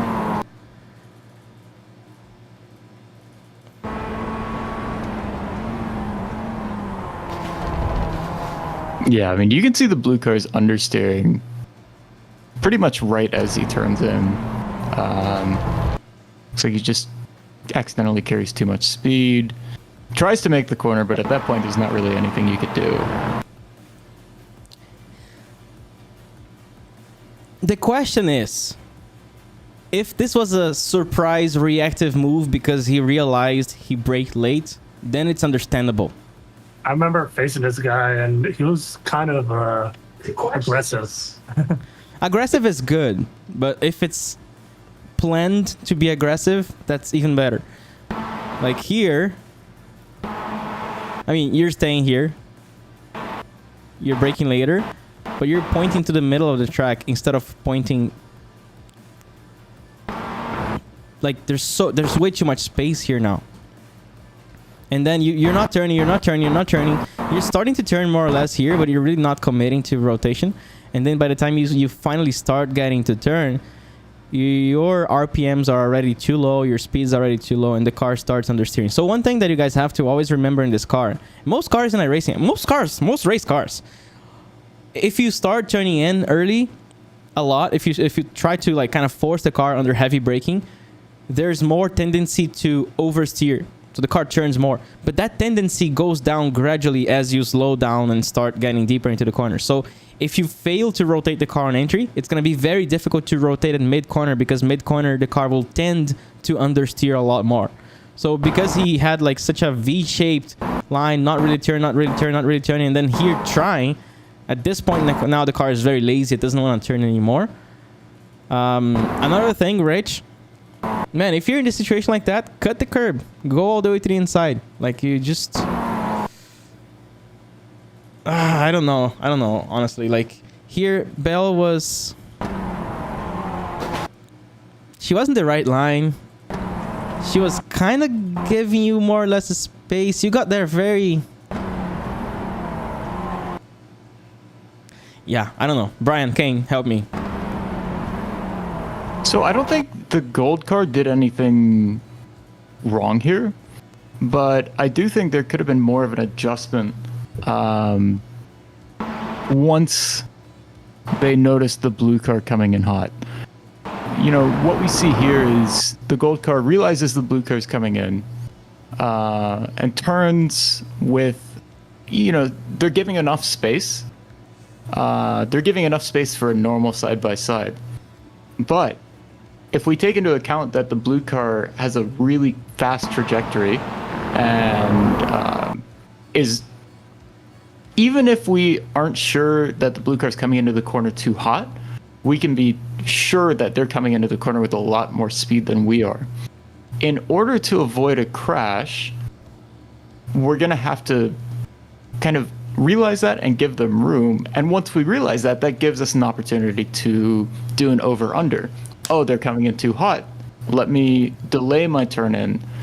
And there's a good example. Yeah.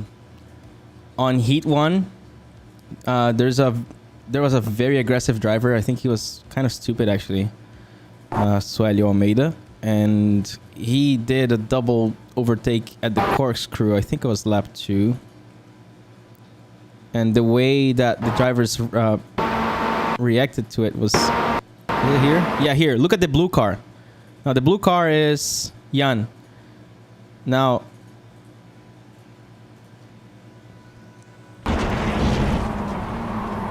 He never turns. He never turns because he saw me coming in hot. Right there. He was like, "Oop!" He waits. He opens up. You see? So that's the. You can even see it in the steering. Like there's a little bit of a. He waits a little bit, turns even right a little bit, and then turn.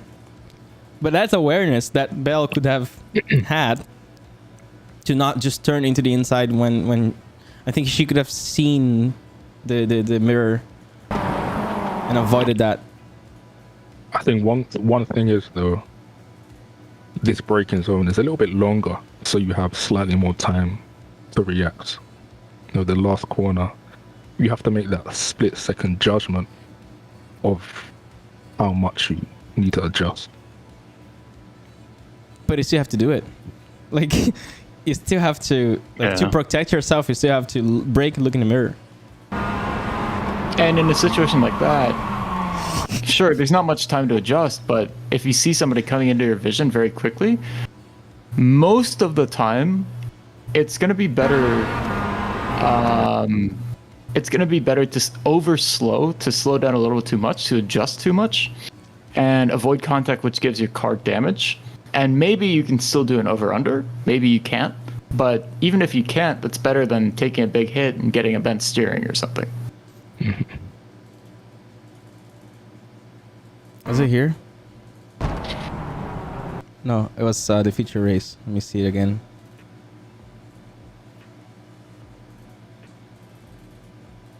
Oh, wait, there was actually a crash after.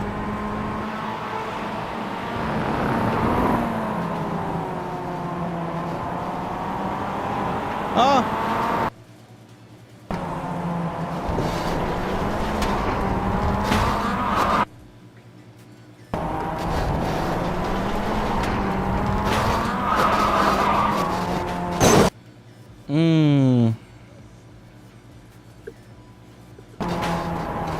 I think Bell, you could have just gone straight here. Right, as soon as you get in the dirt, your reaction to it was a little bit too late.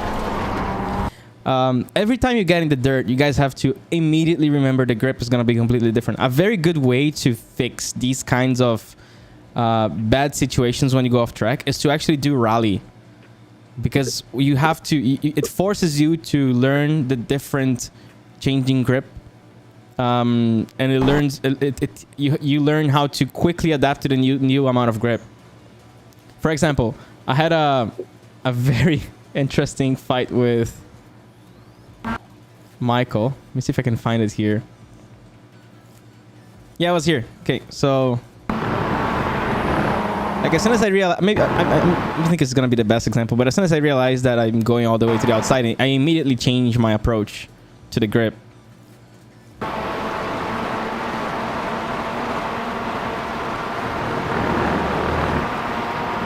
I almost died actually. And then I got to slow down here because that was bad. I think I could have gone better. I could have gone back a little bit earlier. Right now here to the right. Oh, he was okay. Michael was really evil here. He was like, "You shall not come back. You shall not come back. You shall not come back." Yeah, that's why I came a little bit more to the left here and got a little bit extra time on the dirt. Bro, he was really evil. You shall not go back to the track. Okay, next one. Next incident? Yep. We've got split 1, race 2, lap 9 in the corkscrew. Kellyman and Jancic.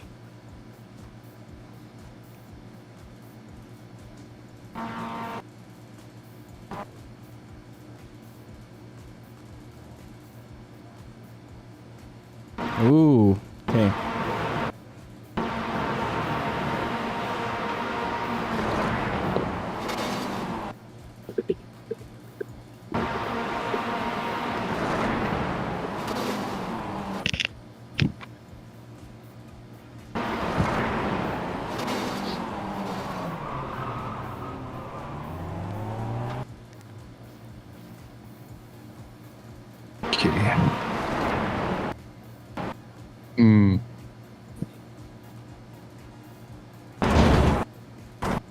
So, in my opinion, although the black car definitely could have left a tiny bit more room, he actually played this perfectly. He squeezed just the right amount to force the blue car into a bad decision. Is this the right amount? I think that's a lot of amounts. A little bit, but before this, on like here, he just squeezed the blue car a little bit and swung out at the last second, and so now blue car has a really bad trajectory. And although he did squeeze him here over the crest, at this point, it's, you know, the move isn't, you know, it's not really on, in my opinion, just because of the trajectory of the blue car. If I was this blue car here, there's a way we could have saved this right now by going slightly more to the left instead of just braking on a straight line here. Like all this area from here to here, I would have gone a little bit to the left. The only problem is that going left here would be actually there would be the space if you gone a little bit to the left, so that you could brake on a straight line all the way and park on the apex. It would be the most impressive accident overtake with no crash. Yeah, but to do that, you're basically praying that the black car gives enough room, because there's not really any way to be precisely aware as you're making that decision. Correct. But I mean, in this fraction of a second here, how many options do you have? I think the safer option is just to ram the guy in front of you for your own race. Well, it was actually better for him. Yeah, this is a very complex incident. As soon as you get 3 people involved, like these things, like what unleashed the whole thing? Was it really the black car squeezing him? I think so. I mean, even if he wasn't squeezed, where would his car have been pointing as he broke over the crest? No, it's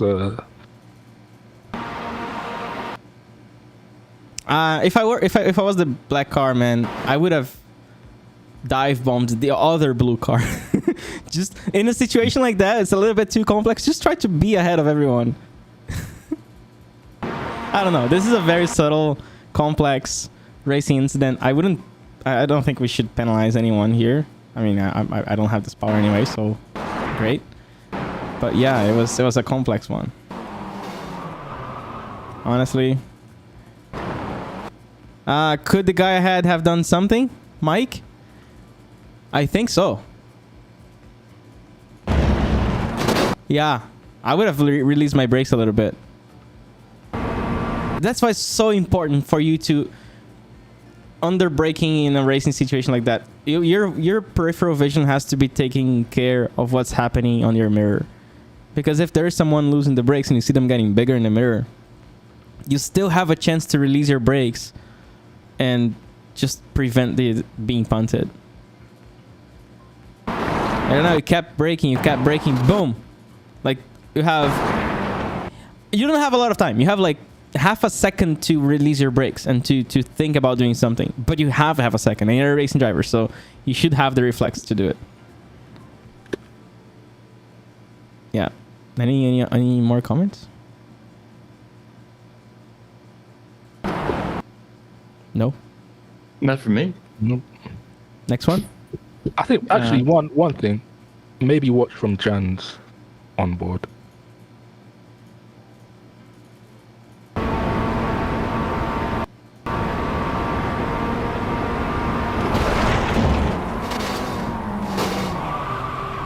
The save was great. We can give him this. The save was very good. What were you going to say something, Kane? Nope, I just wanted to see how it looked from that point of view. Yeah. It's a very complex one again. Like, it's difficult. What do you have more?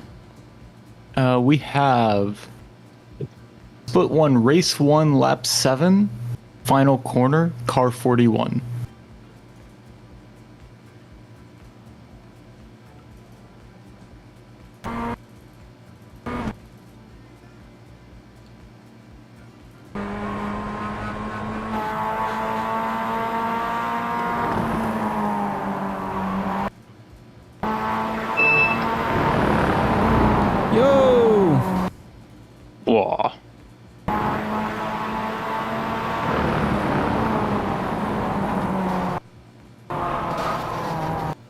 Yeah, that was a Peter.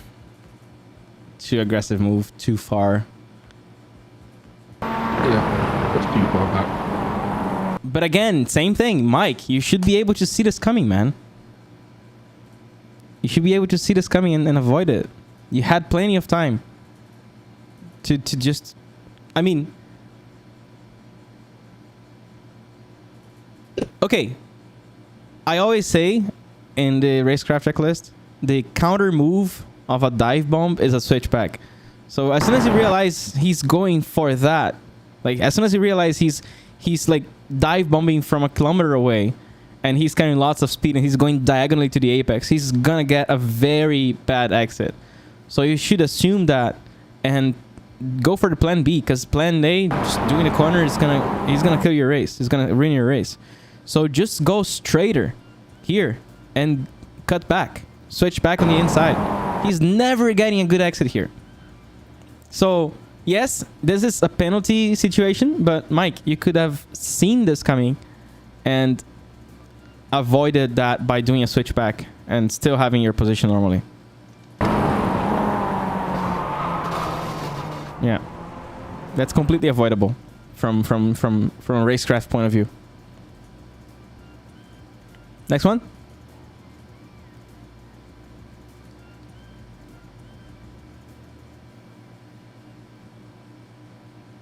Brian? Hello.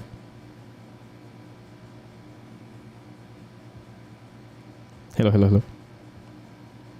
Let me have a look. Brian's muted. I just saw that. Off Brian. Crickets. Oh, so race 1, lap 1 between race 1, lap 10, car 99.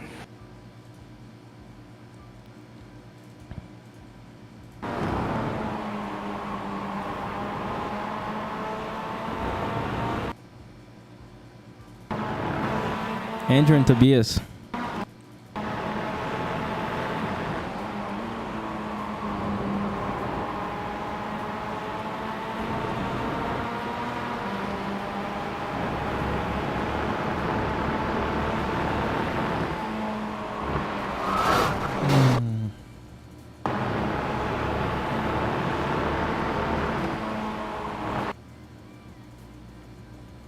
Andrew, that's your fault, I think. Like, you went to the inside. You didn't get the apex as well as you could have. And your trajectory here is to use all the track. Like, you're definitely going to use all the track. As soon as you get here, we can see that you're never giving one car space. Right. Although, I do understand that when you try to carry so much speed on the inside, you assume that you're gonna clear yourself. So right. Tobias did a very good job to keep like side by side in such a fast corner, and I think Andrew just did not expect Tobias to be able to pull that off. And then when he did pull that off, now like, yeah.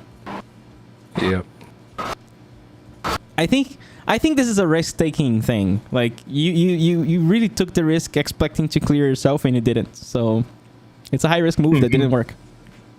Yeah, I think most people on the outside there would probably just be safe and back out. So as you took the risk and it didn't pay off, as you said. And you know, if they did try to keep it around the outside, they wouldn't do a good job. Andrew, if you wanted to make that happen, man, you needed to touch the brakes a little bit more here to get more rotation and accelerate earlier. Because what you carry too much speed. You're still off throttle. You're still off throttle all the way here. Like, I can hear your engine. Like, you're off throttle and you're going wide. So the problem here is that you try to carry too much speed, and you trying to carry more speed means your weight is on the rears because you're not braking, right? If you brake, you get more rotation. But if you try to carry more speed, your weight is on the rears, the front's understeer, and the car just doesn't turn.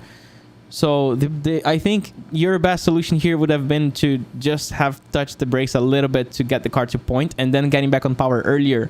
But still, man, like, I think Tobias did a very good job here. Tobias was the one who, like, achieved minimum speed. Yeah, honestly, Andrew's fault, but Andrew's, like, instant karma here. Self maneuver. Boom. Point. Okay. Yeah, we normally brake here. Do you brake here? I was braking there. 1%. 1% brake. It was only a lift for you? Yep. Yeah, for me it was 1% brakes. Just and accelerating a little bit more aggressively. Let me see here. My best laps were not very good. I was fighting. That's heat 1. I did a 36.7 here, I think, on used tires.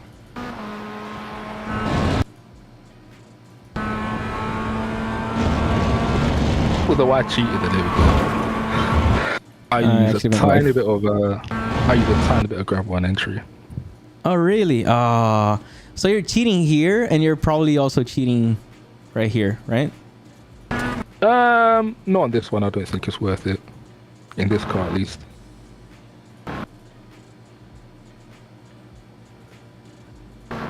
That's you then. You were just lifting. I mean, my brakes is like, I'm using literally 1% brakes. That's it. That's how much brakes I'm using there. Like, and then it's but that was not a good one. Anyways, next one. Next one is race 1, lap 9, turn 1, between Jan again and another driver.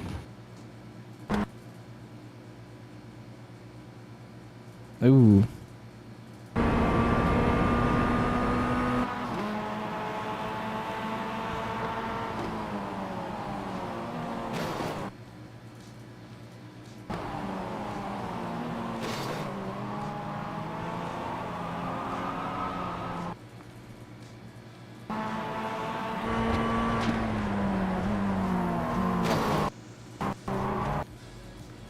complicated.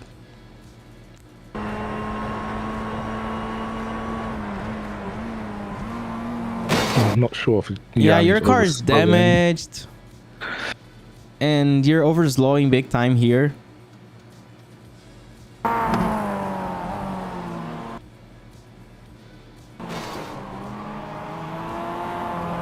Ah, that's just iRacing things. That you started overheating the rear tires, and then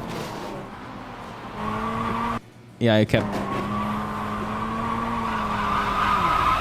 Yeah, I don't know honestly. Like, did you have enough damage so that your line was too slow? Because it felt like you're really missing the first apex, and I think he probably thought that you were giving him the room because you had damage or something. It really felt like. See, it feels a little bit weird. Like he's carrying the right speed here, and you're very slow in a wide line. So and then you cut back to the inside, so it felt a little bit weird. I don't know. What are you thinking? Pretty much, yeah. Maybe a little bit of miscommunication. Mm-hmm. Yeah, it feels like a miscommunication thing.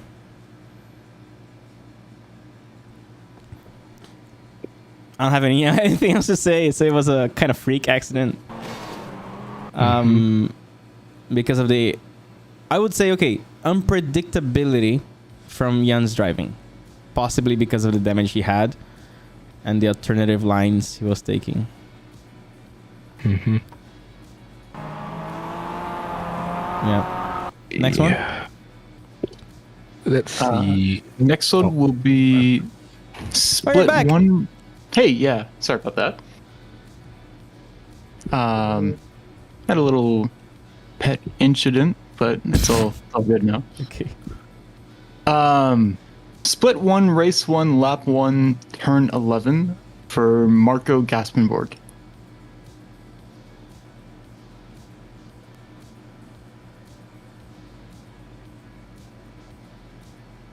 Why can't I find him? Is it split 1? Yeah. Oh, he's 3 cars ahead of Jan. Oh. Number 3. Number 3. Yep. What lap again? Oh wait, Gasparini. Is this him? Yeah, that's him. Okay. Lap 1, turn 11. Oh, I think I killed him. That's me. Oh no. Oh no, that was not me. Yikes. I mean, why? Okay. This was already kind of like, wow, like back off. But then after this, Marco, why did you keep turning on him? Like, he's there. There's not gonna be any space. I know you got hit here. That was a little bit weird and everything, but he's already there. Brake on a straight line. Wait for him to cross. He's gonna cross. He's never stopping in the apex. He's carrying too much speed. He's gonna go past. So you have to wait. I think the problem here is that after you know he's already here on the inside, you just keep turning. Mm-hmm. Like you guys have to remember one thing. I think one thing you probably forgot. You expected him to have infinite grip. Because the way he got into the corner, you have to remember he is not going to stop. He is not going. He does not have any extra grip than you. He's gonna go wide. He's gonna go past the apex. He's gonna go straight. So just assume those trajectories by remembering that if it was you, you were not be able to take the corner. I think this was a kind of a lack of awareness of how much grip and what is possible from the other driver when he puts himself in such a weird situation. Does that make sense?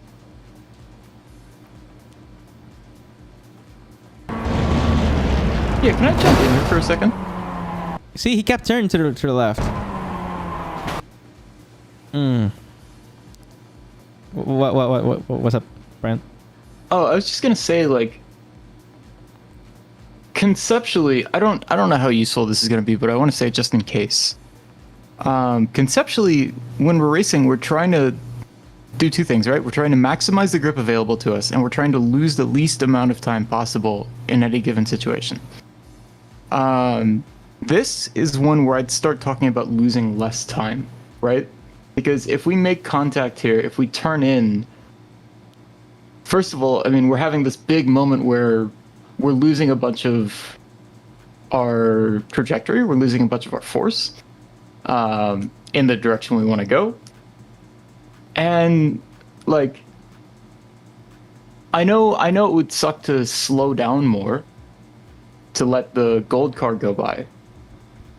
But that would be a way for us to, again, maximize the grip available to us in the given situation, and therefore lose less time. Because, okay, we can maximize, but then we hit somebody, all that's kind of gone, all that's kind of worthless.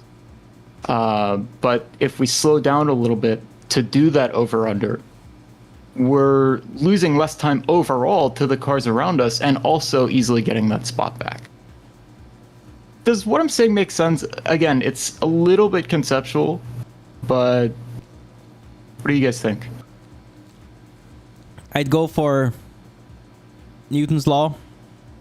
Yeah. He's not stopping. Switch back. Keep living. Yeah. Make it simple. Because like that's the problem. He was gonna be there.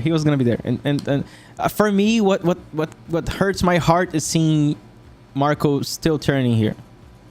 He's there. Why are you still turning? What? And I wanna understand why on a mental level. Why are you still turning? Is it because you didn't see him? Is it because you're overwhelmed and you're thinking about the balance of your car? Something happened for you to not abort your mission, not change plans. You kept going for it, and you kept going for the contact, even though you knew he was there. Or maybe you have a single screen, I don't know, and you didn't see him there until now, and that's too late. Because that's also a possibility. If you don't have triples or VR, and you don't really know he's there. Yeah. If you don't have triples or VR, though, it is incredibly important for these racing situations that you use a virtual mirror. Even in VR, it's very useful, but with a single screen, I think it's pretty critical to be aware of what's going on around you, because you're not going to have that peripheral vision, and you're going to have to compensate for that by being aware of what's, having that periphery of what's behind you and seeing, oh, there's a car that suddenly got really big in my virtual mirror and is no longer there. He's probably beside me. Exactly. Yeah, maybe I would say it's probably a lack of awareness. And also for beginners, the awareness takes not only being aware, but you need to automatically act upon it. So being able to see what's happening in a fraction of a second with your peripheral vision, because you're not actively looking with your focused vision to the mirror, but like processing that information real quick and then already assuming that the right move is to abort the corner and do a switchback, that takes practice. So I guess this was a very productive opportunity for you to analyze this, and next time you see this happening, your brain already shoots the neurons. Oh, I know what's gonna happen now. This is a matter of experience then.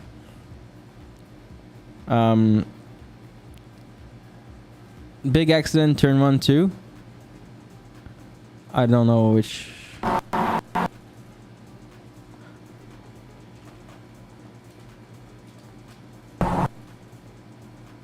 Yeah, difficult to see. Yeah, even with triples, virtual mirror is mandatory. Like, it helps so much. Oh my god, there was so many cars. It doesn't end. Look at this. Okay, let me see if we had like a big crash here. I remember there was some contact in front of me. Lap 1, turn 5, race 2. Oh, race 2. Let's check that after. Okay, there was something here.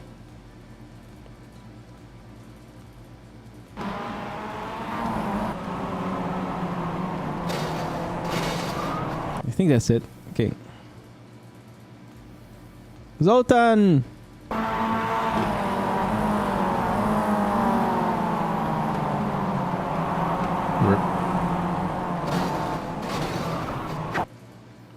Yeah, kind of nothing you could have done here, really. You spin, you brake, you wait, and then this guy's collected. And this guy, who is... Oh, it's Michael. Ah! You should have kept turning left and gotten the slowdown. You tried to stay on track, and then he moved back. Yeah, maybe he was not actually braking. Yeah, that was shit for blue. 3 cars gone. Oh, one more, Lake. Bardia. Yeah, this is not a great race for blue. All the blues here. Meanwhile, we had all the golds on top. Ooh, that looked like a separate incident. Which one? With Bardia.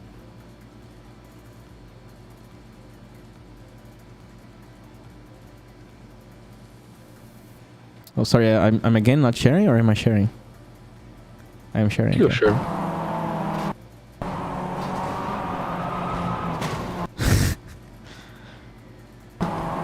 What's happening, guys? Wait. Okay, you lost it here. You corrected it. And then Kyle murdered you. Yeah. This is all Kyle's fault.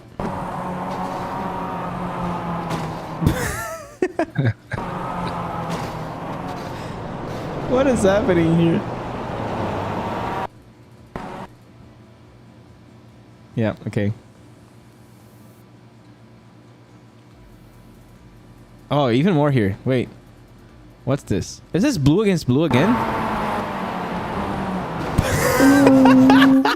What? What is this?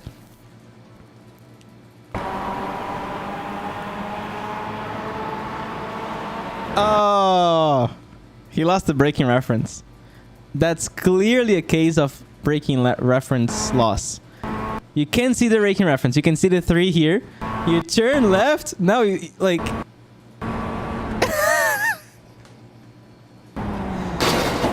Almost a, yeah. Bro, that was hard.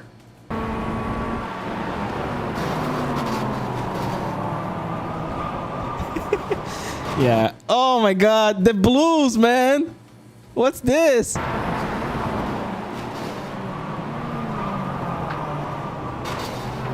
I really want to check the points after this race. Okay, yeah, okay. We need to find who's blue captain and solve this. There is a huge issue to be solved for next week with the blue guys. Connor is stewarding. He's probably like seeing all the incidents like, no, man, why am I having to review like blue versus blue all the time? What's next? What is next?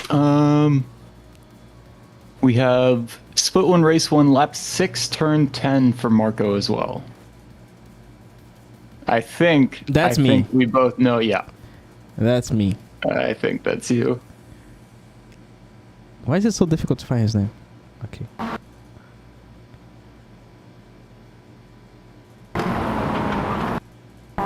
Let's watch his on board. It was here.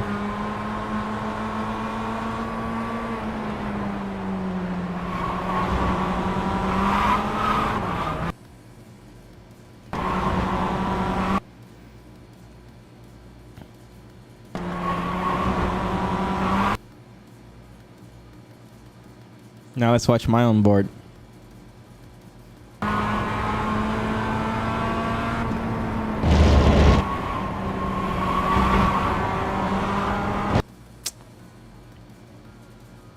I won't say anything.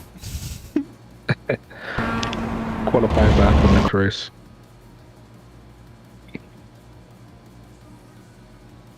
But yeah. I do open up here. You can see me straighten the wheel to go wider. Like now. But it was just not enough. and he was not using all the track on exit. I don't know why, and that's why I. Yeah, if we talk about why this happened, it's simply driving a little bit under the limit, not using the track on entry, not opening up to use the track on exit for some reason. It's caught you off guard. It's like right here, he stops going to the left. He had the grip to get out there. Yeah.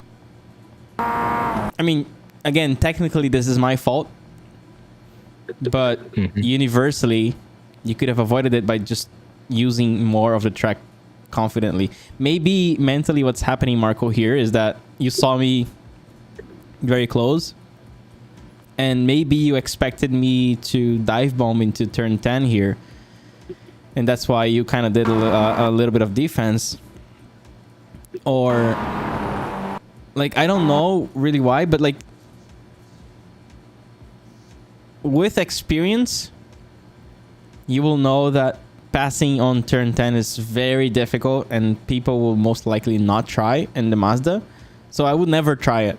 And maybe if you thought, no, he's never trying this, I'm just going to carry more speed, it will be better. Because generally a passing point is right there. It's turn 11. It's the last corner. So you really want to go as fast as possible in turn 10 so that you can diminish the chances of me dive bombing into turn 11. So maybe I don't know. It's my fault. I should have avoided it. But yeah, you did like your minimum speed was a little bit too low. Like 118. I was 126 and I was slowing down because you were already there. I was just trying to get a better exit here. But it's my fault. It's my fault. I should have the responsibility of like preventing an accident like that. Anything else? Yeah, so there's race 1, lap 2, turn 5, Bardia Nick.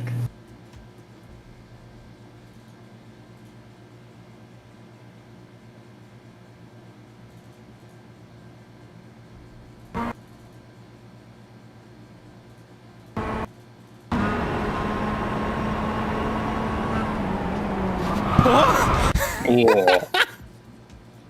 Bardia, what's this?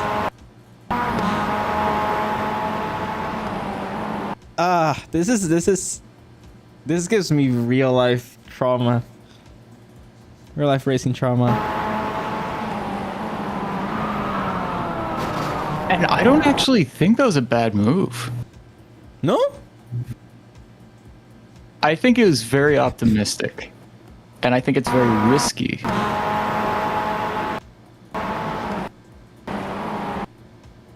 But you can see the gold car turns in too early. If the gold car didn't turn in too early to try and, I think, cover off, I'm not sure why the gold car turned in too early. If it was to try and block and cover off or to avoid the car ahead. But he's off the racing line at this point. I think if he was on the racing line, Bardia would have been there by the time they got to the real turn-in. He lost the car. Downshifted. Now he's turning this much when he downshifts. That's enough. Now downshifts. Oversteer, oversteer, oversteer, oversteer, oversteer, oversteer, oversteer, oversteer. Still oversteering, still oversteering. And then he got bombarded. Yeah. But I mean, too optimistic, Bardia. Way too optimistic. I mean, even if you did get there, you would have got the worst run out of everyone. Yeah, exactly. It would be a terrible run. Right, so it's true. I mean, you could have seen that there was side by side up ahead, lifted off early so that you can maximize your exit, and you probably would have got 2, maybe 3 cars on exit before the kink.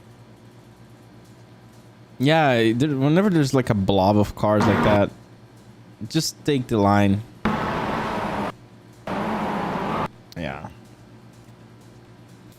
Salve, Lucas. What's next?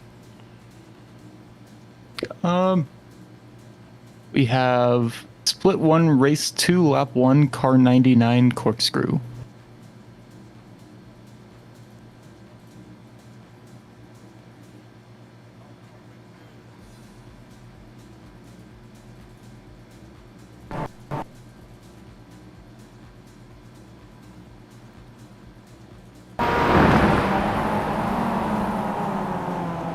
Lap 1? Race 1? Race 1, Race 2, Lap 1. Race 2, Lap 1. I'm here. I didn't have anything in the corkscrew. Oh, there's nothing here. Maybe it's after? Oh, it was after. Okay. Oh, yeah. Not a good idea to fight there with the Mazda.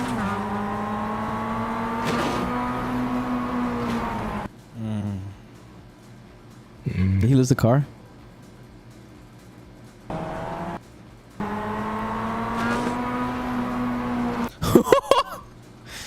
Oh, no, he didn't lose the car, but like, Suleiman, like,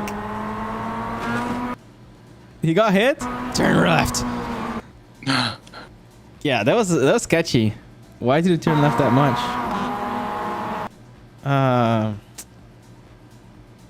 It felt like reactionary, yeah.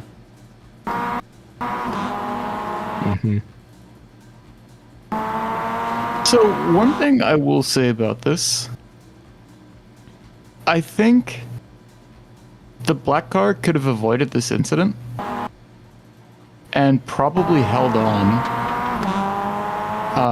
Like right now, it seems like I would guess both the white car and the black car are thinking pretty short term, like, oh, I want to make the move happen this corner. Or I want to keep the spot this corner. It's his The track. white car is going to have a bad exit if he holds the inside here. And the black car could, you can see the black car is kind of pinching off the white car in an attempt to discourage him from making the move. But you know you're going to get a bad exit here. Yeah, it was just very weird.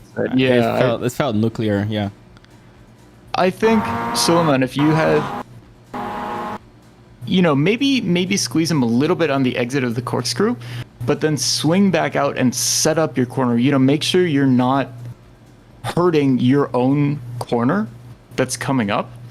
I think this incident is less likely to happen, and you're still really, really likely to keep the spot because you have such a good line going into the corner. You're able to use all the track, and the white car isn't. Right.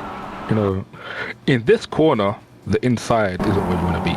So think of it as he's compromising You really don't want to himself. fight here, too. Yeah. Right. If he wants to compromise his own line by going there, let him. As Brian said, you're going to have the better line anyway. You would have probably been able to hold it around the outside.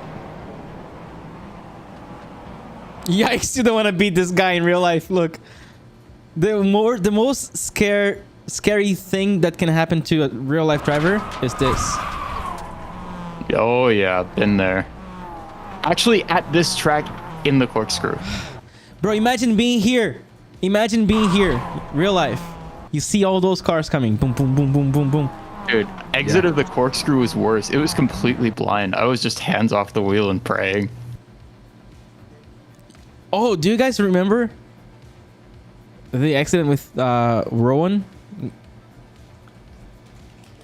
Wait.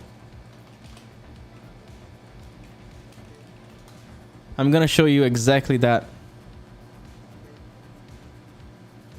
Okay, this. I'm gonna share my screen. Change the scene. Can you see this?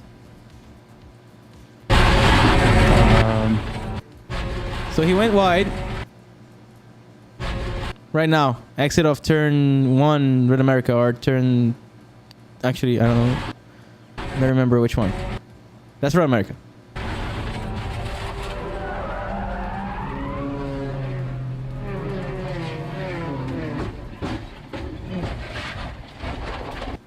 That's crazy. Oh, God. Yeah. He went to hospital. He went to hospital, got, I think, broke 16 bones, something like that. I don't remember, I can't confirm. But it was very bad.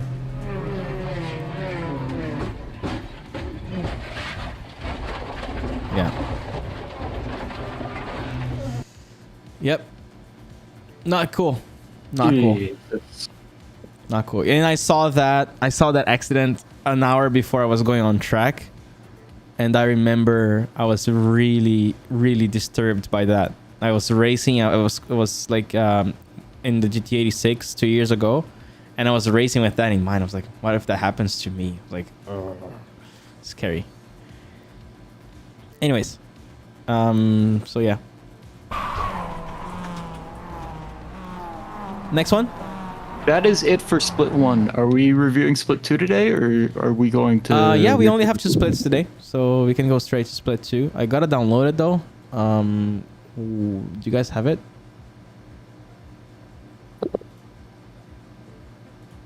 It's posted in the league chat. I'll give you a link to the Dropbox. I sent it in a DM. Cool. Download that.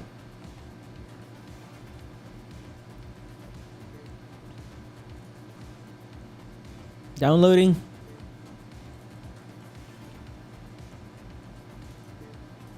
In the meanwhile, let me show how I went from P23 to P3 on race 1. And it was not being so aggressive all the time. I was aggressive more or less. I almost died here, by the way. Oh, yeah, you guys didn't see this, right? Look.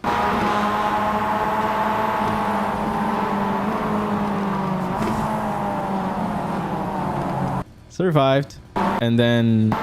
Oh! Taking the safe approach, pretty much.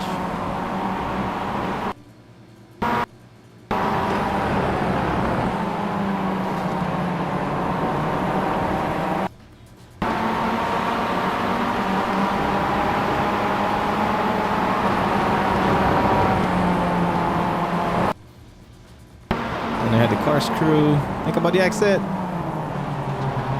Oh shit, exit.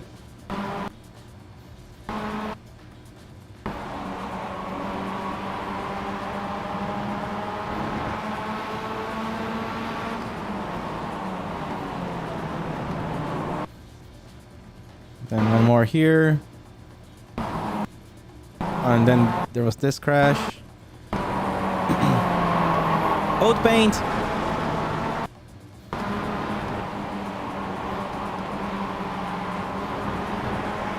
Cheating. See you, Brian.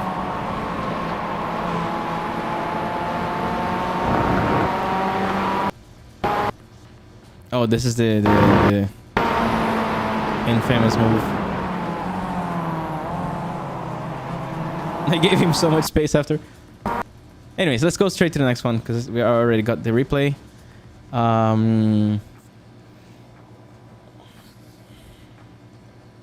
Let's go for it.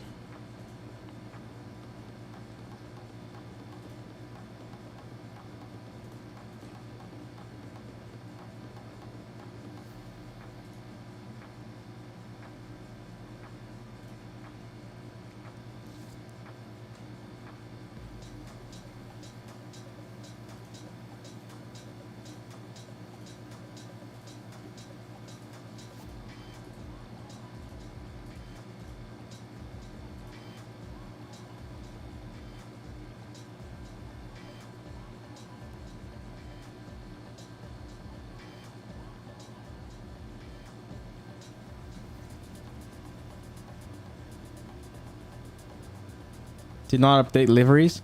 But I mean, if she has the correct one, I am the one who needs to do Control R. And I did it, I think. I'm not really sure, honestly. We had a few people with the wrong livery, but that's fine. How many people do you have? Oh my god, that's a lot of people. 32. Okay, what do we have? First one, Split 2, Race 2, Turn 1, Car 7.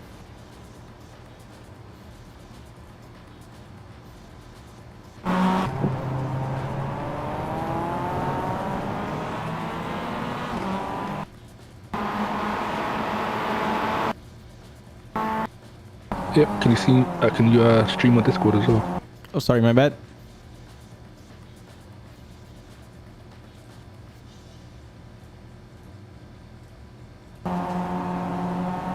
Oh, yikes! Well, let's see what happened here first. That's oh, it was P1. No, P1 made a mistake, and then everyone else after got collected. Oh. Actually, not really. So one guy got rid of it. Oh, this guy here, P3, I think. He came back to the track. And then from here, 1, 2. Yeah. Okay, so it was not too bad. Radical Real Life was worse. No joke. But let's see what happened to Mark.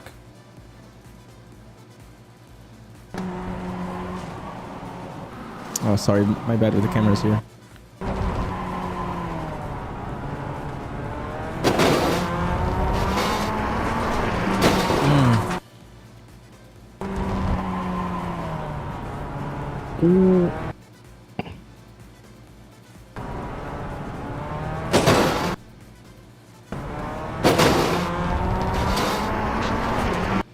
Yeah, guys, remember, every time you go to the dirt, the grip level is going to be completely different. The car is going to behave different.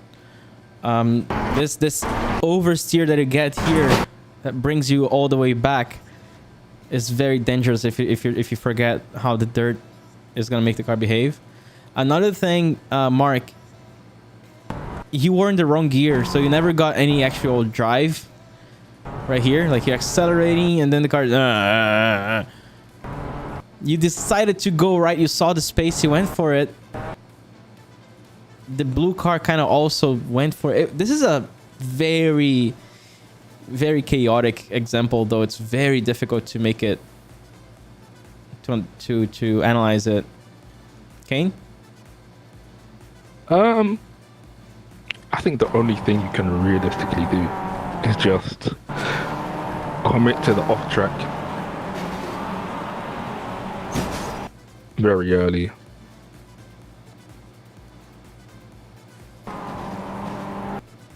Do some rallycross driving to go around all.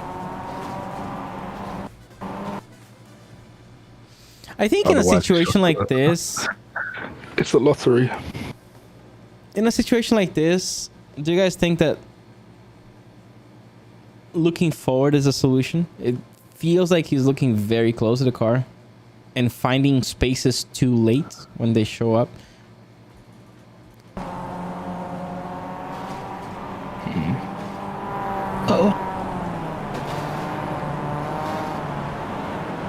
It's just too chaotic, and I think the solution here would be to try to look forward more and use the peripheral vision to avoid the things. But like apart from that, I don't think there's anything technical that I would say. Yeah, and the thing is, this is definitely a skill that can be developed. I don't know of an effective way to coach it other than just getting in these situations. But I know from my own experience, the key to surviving and maximizing these situations, some of it is just a lottery, yes. But some of it is also, you can raise your percentage with two things. One, you have to be predicting where all the other cars are going to be going. And two, with your eyes, you have to be looking for space. Where's the space going to be? Where's the space going to be? I know that's incredibly obvious. But if we can combine that with a little bit more prediction of, oh, this car's slow and this car's running up to him, so he's either going to brake or he's going to, go right or left. Like, let's keep an eye out for that. That's how eventually we can start to survive these more often. It's way easier said than done. I don't know. Do you guys have any other thoughts? I think it's a matter of mental bandwidth. Yeah. Which comes with experience. Yeah. This problem here is solved by doing hundreds of races, official races in iRacing. Mm-hmm. Because then you start gathering the information and seeing the patterns. yeah, he did go left. You're right. He did move left and then right. So there's also, I mean, but that's the thing. Like, it's gonna be chaotic. There's cars everywhere. You cannot predict how they are gonna behave. Yeah, tricky one. Very tricky one. Next one? Next one is race 1, lap 2, corkscrew, car 42.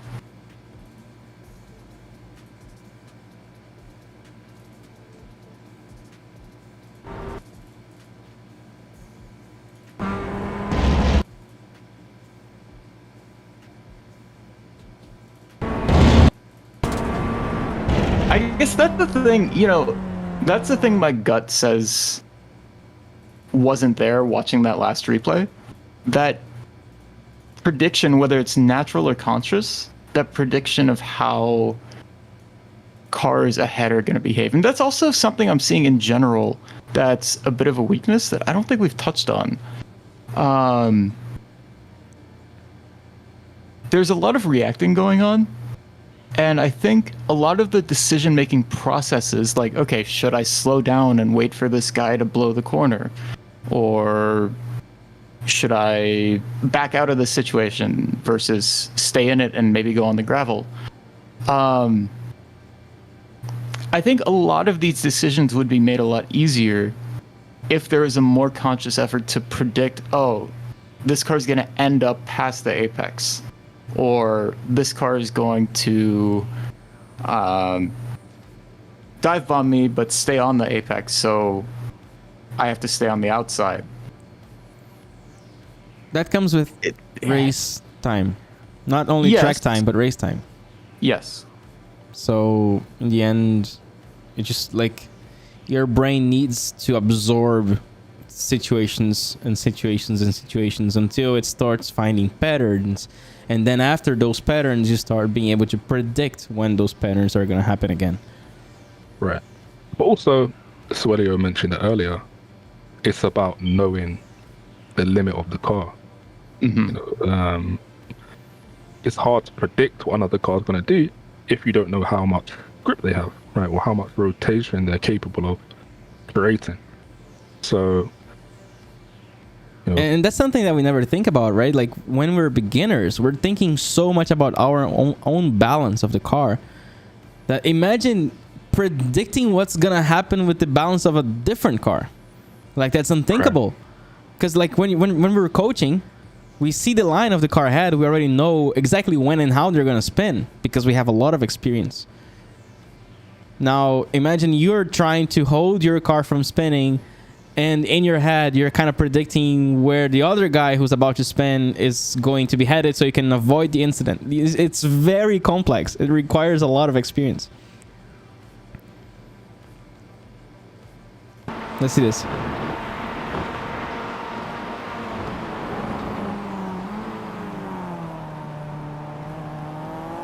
Oh, that's lap 3. Sorry.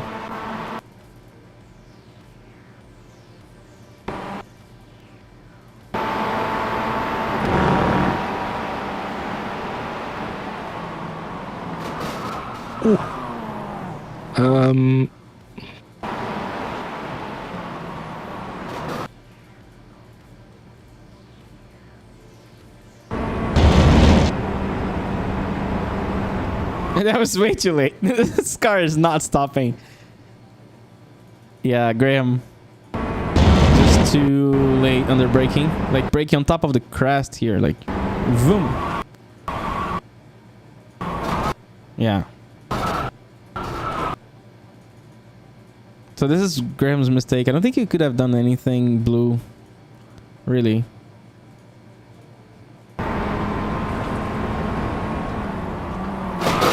Yeah.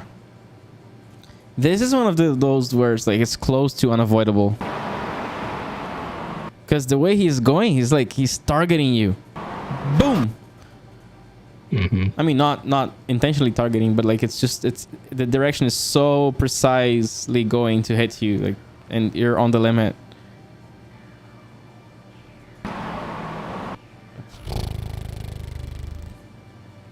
I don't have anything to say. It's just like a mistake from Graham. He just broke a little bit too late.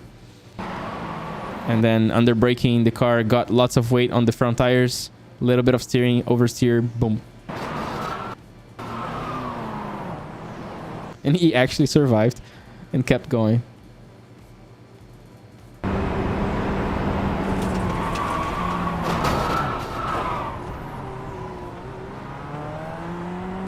Yeah, nothing to say.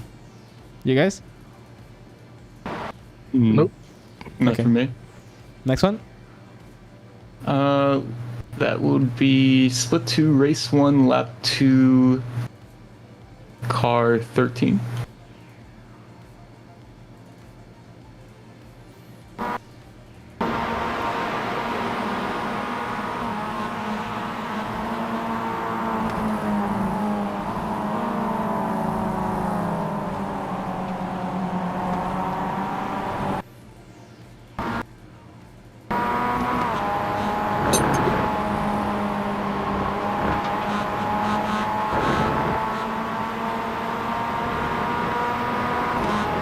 What?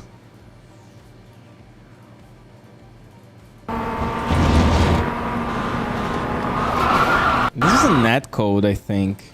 It's not supposed. You're not supposed to lose the car like that with such small contact. Like, yeah, that's a freak accident. Like, this is supposed to be fine. And then, like, the car just fucking...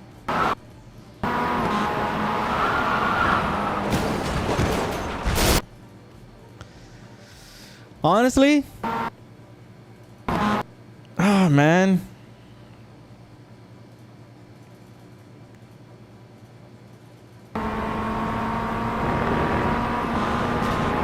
Yeah, Dominicas could have given a little bit more space. Like, he kept kind of squeezing a little bit too much, but the net code was not supposed to be... I mean, the contact was not supposed to be that consequential. It was more of a net code thing. Yeah. Anything else? There's lots more. You ready for the next one? Yeah. Split 2, race 1, lap 12, car 74. I don't have a corner number.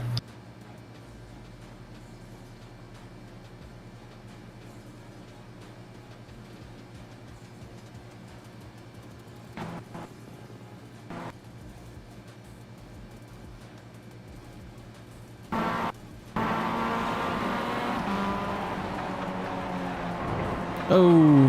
Whoa.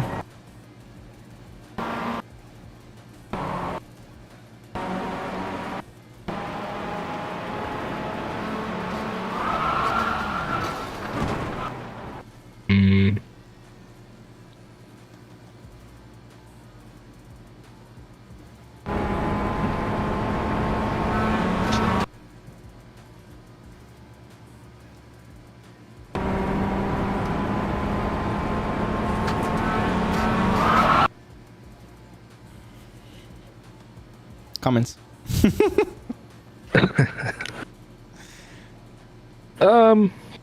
From a stewarding perspective, I would just say it's a racing incident. In terms of a coaching perspective, both drivers could have done so much to avoid this.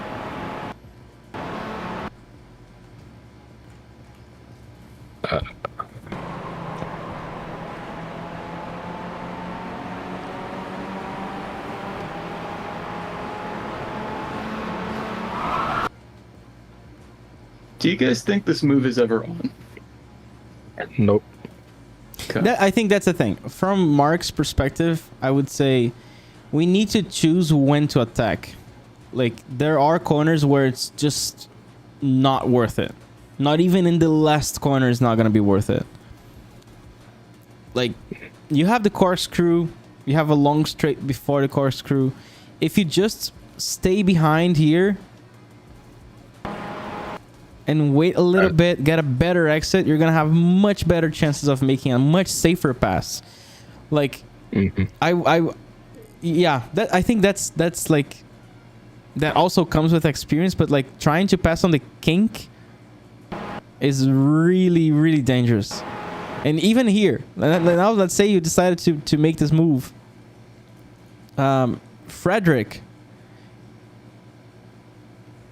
by this time here, it's fine to be here, but you have to be immediately going right to take your line. Like, if you're staying here, both cars, the one on the middle and the other one towards the left, 80% of these situations would end up in a crash in this track, in this corner. This corner is like very, very, very dangerous to be on the inside, because you're just gonna be spat out into the wall. So at this point here, way before the shade of the bridge, you should have moved to the right where the blue car is, because you see that's the turning point of the blue car. Right there, right before the 2. And you being here and defending, like, even if it's the last lap, I would not have done that. Right.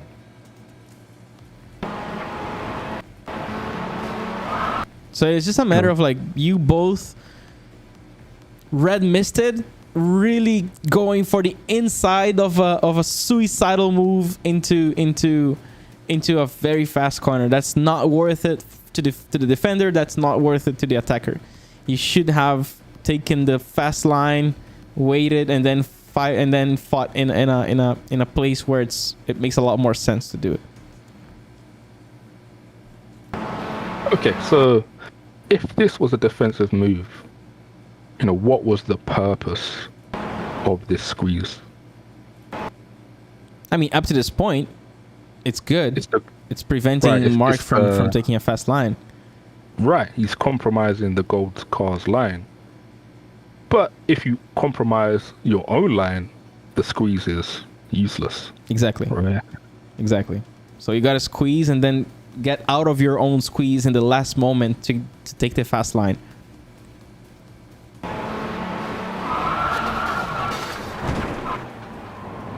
Yeah. Right. Yeah. The first half was perfect, but you just needed to swing back out. Yeah, the defense move was, I mean, actually, since the exit here, you were not using the track. You stayed in the middle. Yeah, tricky one. Overall, I think awareness of when to defend and when to come back and take the full line and use all the track. Because even here, this is good. Oh, you reapplied the brakes here. You should have gotten back on power. You reapplied the brakes. And now you're way too much on the inside. And then right here, you should have gone to the outside to take the line. Always take the line, guys. Always take the line. I think, mentally speaking, what happened here was Frederick got overwhelmed with the presence of Mark, and he was defending, and then he was using all his mental bandwidth with the defense move and forgot to look forward and take the line, take the fast line. Mm-hmm. I would say that's what happened. Next one. Next one, race 2, turn 1, car 18, and there's a little bit of context here. Car 18 panicked and lost the car, and he wants to know how to avoid that in the future.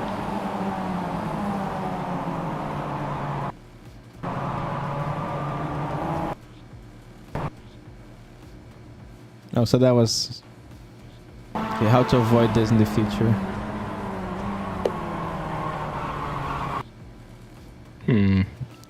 First of all, this is cold tires. Let me see what you did before the race started.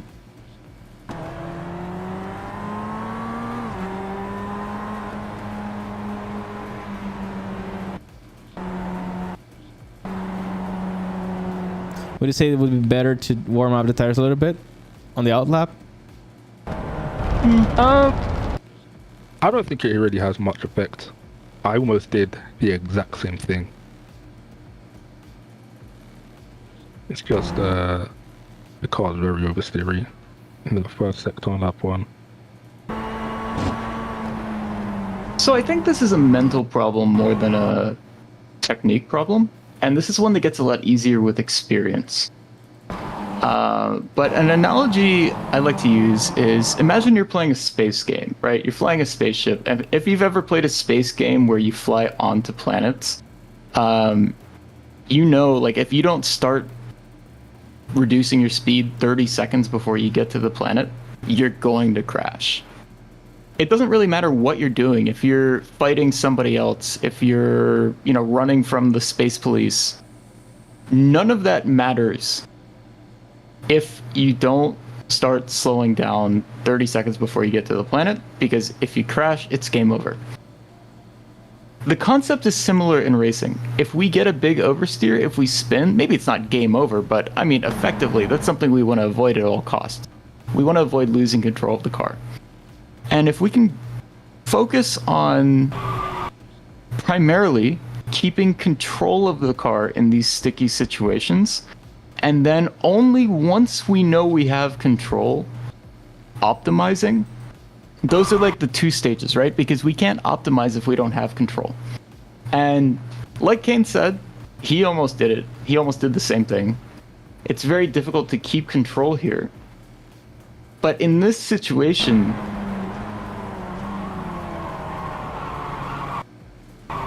I don't know, it's tough because you want to make sure you're not running into the other car. But keep in mind, if you lose control, it doesn't matter whether you're accurately paying attention to where the other car's going or not, because you're losing control and you're not going to have any power over your fate. The primary thing in any sticky situation is to keep control of your own car. So, in this situation, we know how to avoid oversteer, right?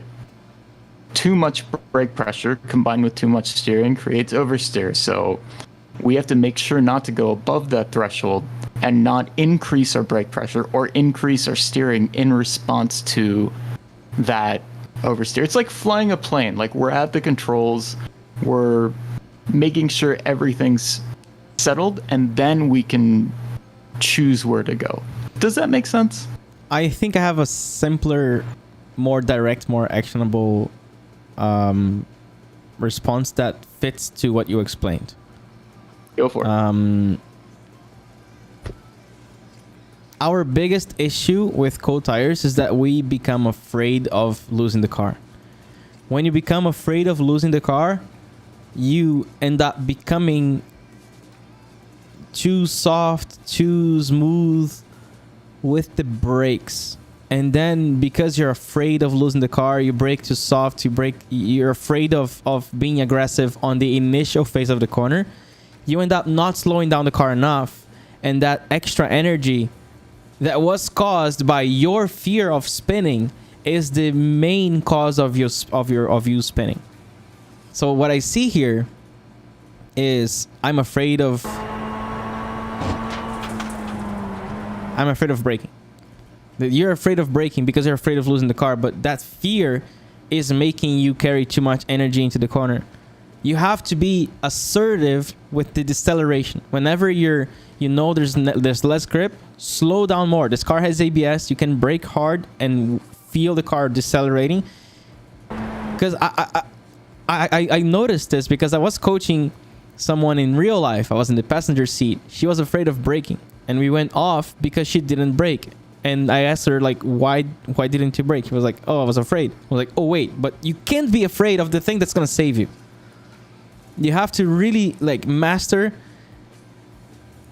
your commitment to deceleration is the most important thing for safety. You really need to understand how you can decelerate the car. Because if you miss that because you're a little bit afraid on the initial phase, the rest of the corner, now you're fucked, because the rest of the corner you're going to be carrying that extra speed. And being hesitant here is now making you way too fast, way too fast, way too fast, way too fast, way too fast, way too fast. And then you're just like trying your best to stay on the line. That's the first thing. The hesitation is the first thing. The second thing, there's two ways of driving. There's two ways of like visualizing motorsports. You try to drive the line, you try to keep the car on the line, or you try to drive the car, you try to keep the car on the limit and trying to keep the car on, like extracting as many G-forces as possible from the tires. If you're trying to drive the line here, but the car is over the limit, you forget what happens to the car because you're obsessing with the line, and you just look to the line, and now you're steering thinking about the line, not thinking about the balance of the car. The best driver will be able to combine both. The best driver will be able to drive the car and understand its limits, and then assume, okay, now I'm pretty sure I can continue with this line because the car is on the limit, and I'm in control of the limit of the car. At the same time, I'm planning the next few meters all the time, making adjustments here and there.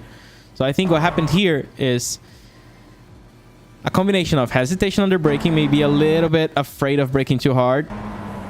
And then now here, you might be just hyper focused on following the blue car, following the flow, the natural line, and forgetting that the tires are cold, forgetting that you're carrying too much speed. So now you already have three things, right? You already have the cold tires, we have the hesitation under braking, and we have the hyper focus on the line without taking into account the balance of the car.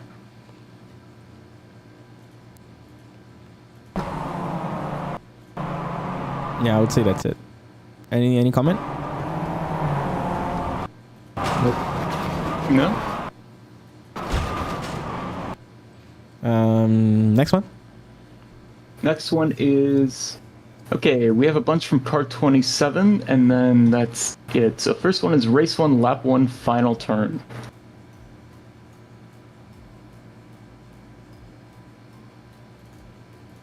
Race 1, lap 1, final turn? Mm-hmm.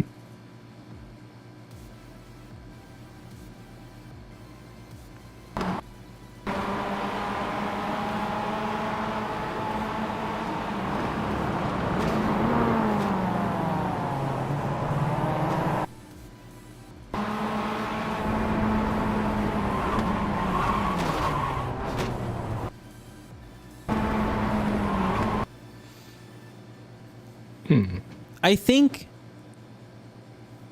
the biggest issue here is that you're using a braking reference, I think. Like, whenever you're behind someone like that, forget braking references. You have a braking area, you know where they are going to brake, and then start braking earlier but less. Give yourself that extra headroom because you're not going to be on the limit. You're not supposed to brake super late. You're supposed to take the best exit possible. So when you're behind someone, especially when there's two guys fighting, like take your distance. Like, don't try to brake super late like this, because now you're joining a fight and almost into a 3 wide. It's much better for you to brake early, wait, see them fighting, all that while preparing your exit, and then you can probably potentially pass them both after. You just decided to brake too late. Look at your braking. Boom! You went straight to 60%. Like, your brakes were like, boom, instead of okay, now I start braking more. This is how I brake before. Like, I'm behind any car in a race situation. I do this. I always brake a little bit, control, and then brake, because I'm not using a braking reference. I'm just thinking about getting the best exit possible. What it did, you went super deep, boom, and then as if you were hot lapping. But that's not the way we should brake, I believe. What do you guys think? Kane and Brian. So, yeah, I think your way fits very well. Especially when dealing with a pack situation. One thing I like to do, well, I won't say what I like to do because it only is effective at higher levels. Well, what I like to do is I brake a little more confidently, a little more heavily when the car in front of me gets to my braking reference, because I know everybody's braking in pretty much the same place at high levels, and that allows me to optimize just that little bit more. But in situations where either there's a big pack, where there's going to be a big accordion effect, or we're not sure where the guy in front of us is going to be braking, if he has late braking markers, early braking markers, or close to optimal. For sure, like Swelio said, easing onto the brakes once he gets to that braking range, and then making that adjustment to brake more heavily once we're confident that we can make the corner without hitting him. That's the way to go. I guess one thing to add would be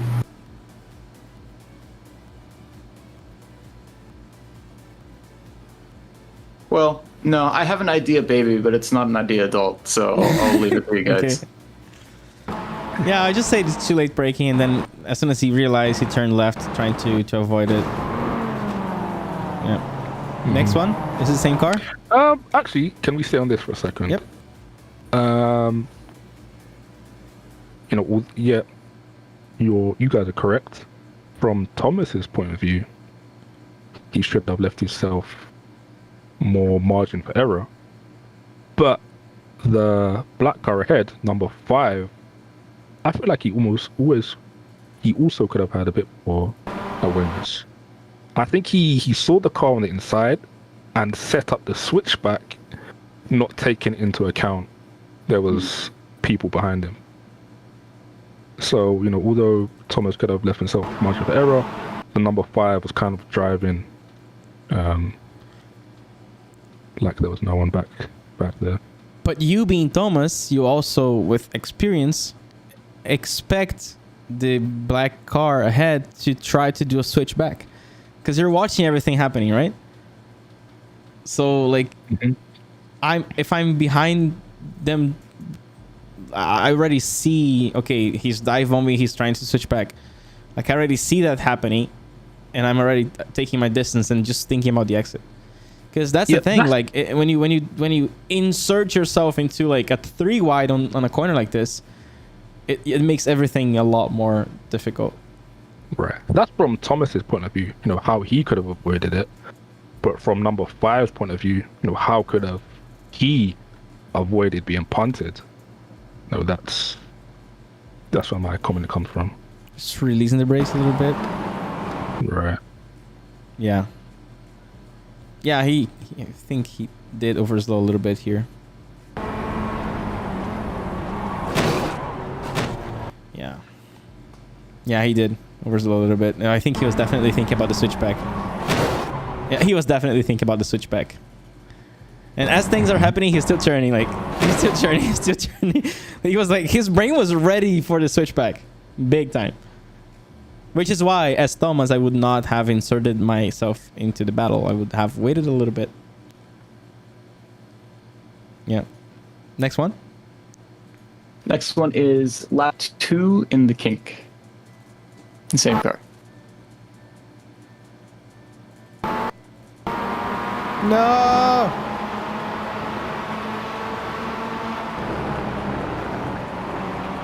That was good.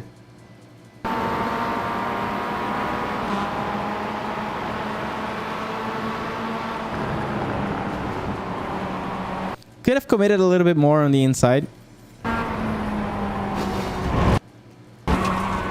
But you gave the space. I just don't encourage passing there.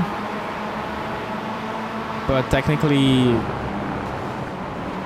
kind of did it right. Like, if you're going to pass someone on the kink, this is the way to do it.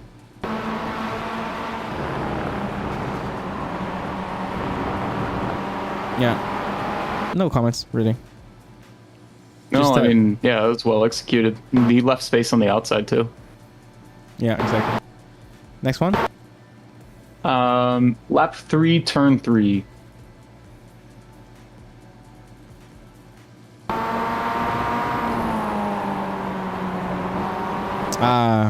He jumped the curb. Yeah, this is Blue's fault. Yep. And blue can avoid that pretty easily by taking more of the available track. Blue approaches the corner in a really pinched off way, and that leads to some vagueness around, okay, where should I turn in? Where should I turn in? And then it looks like blue overcommitted, was overslowed, overcommitted, and wasn't able to adjust in time. So all of that can be avoided by just being closer to the black car at the start of the corner. Yeah. Use more of the track. Even if you're on the inside, you want to be as wide as possible, giving the least amount of safe space to the car on the outside, and then your whole line becomes safer. Your mid corner and exit become 7 times easier. Here, you're dooming yourself by having this line on entry. Then on exit, like everything like that can happen. I mean, you almost pulled it off. If you didn't hit the curb, you would have probably still done it. But by the time you hit the curb, then your car really had like 0 rotation. It just went straight. Yeah. Next one. Next one is lap 10, final turn, still race 1.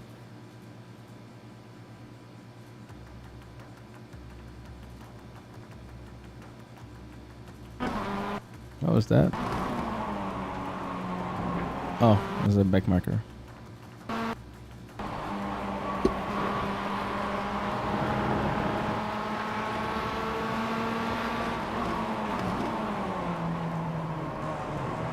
Yeah, that's good.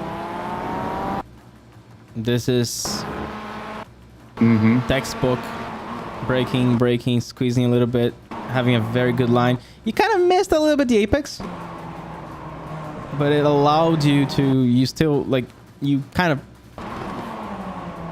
yeah, you just missed the apex a little bit. You almost got switched back. The car, being the car CW,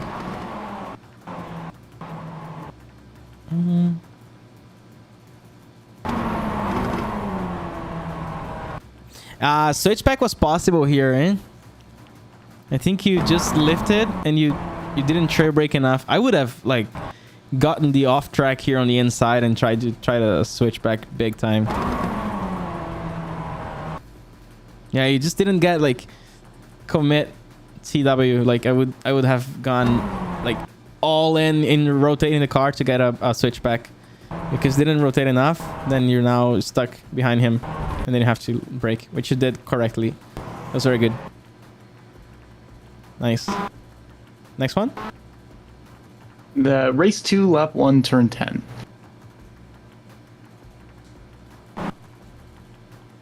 Thomas again. Okay. Oh, that's a sweaty move.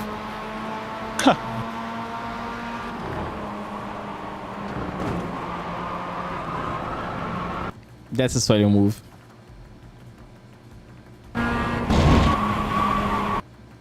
That's definitely a sweaty move. You hit him twice, though. Yeah, Swelio would only have hit him once. Exactly. You have to know how to do it. Only once is enough to spend them. I think what happened here was that Yanyuk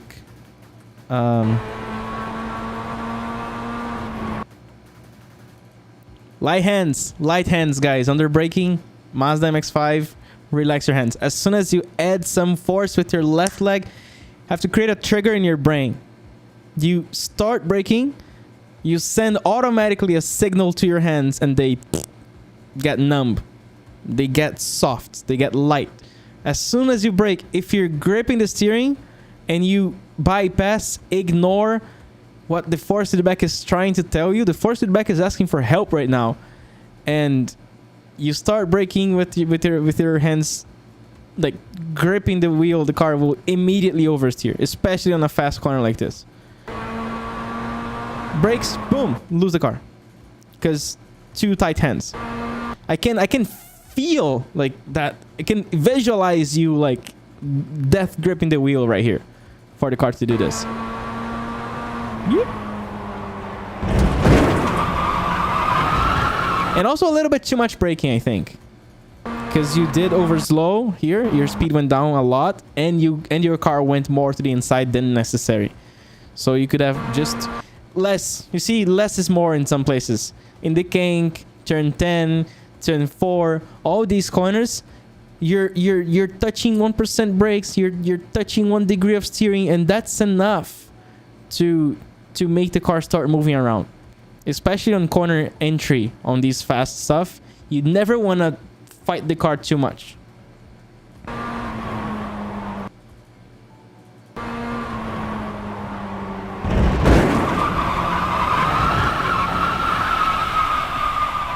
Anything else? That's it. That's all I have. All right, guys, that's it for me as well. I gotta go, but one more successful round. Thank you, Kane. Thank you, Brian. Thank you, Connor. Thank you, Kyle. Thank you, Hayden. Thank you, stewards. Thank you, drivers. We have one more next week. I am going to post this on YouTube again, making a little compilation with the most important explanations and everything. And we are also very soon, in a matter of few days, we're going to be launching a new free PDF that me, with the help of Brian, we put together something that is not available anywhere else. It's the right order of skills for you to develop if you want to be a good driver.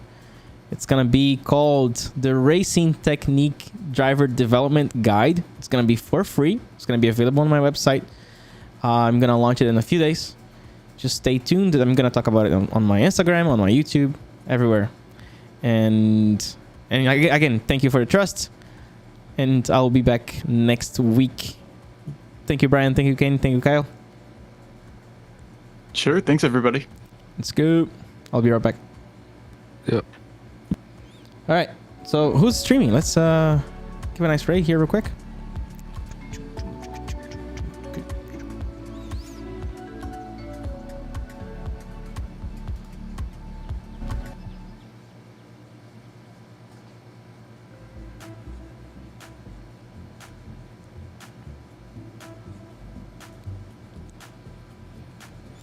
Okay, let's raid Matt Malone.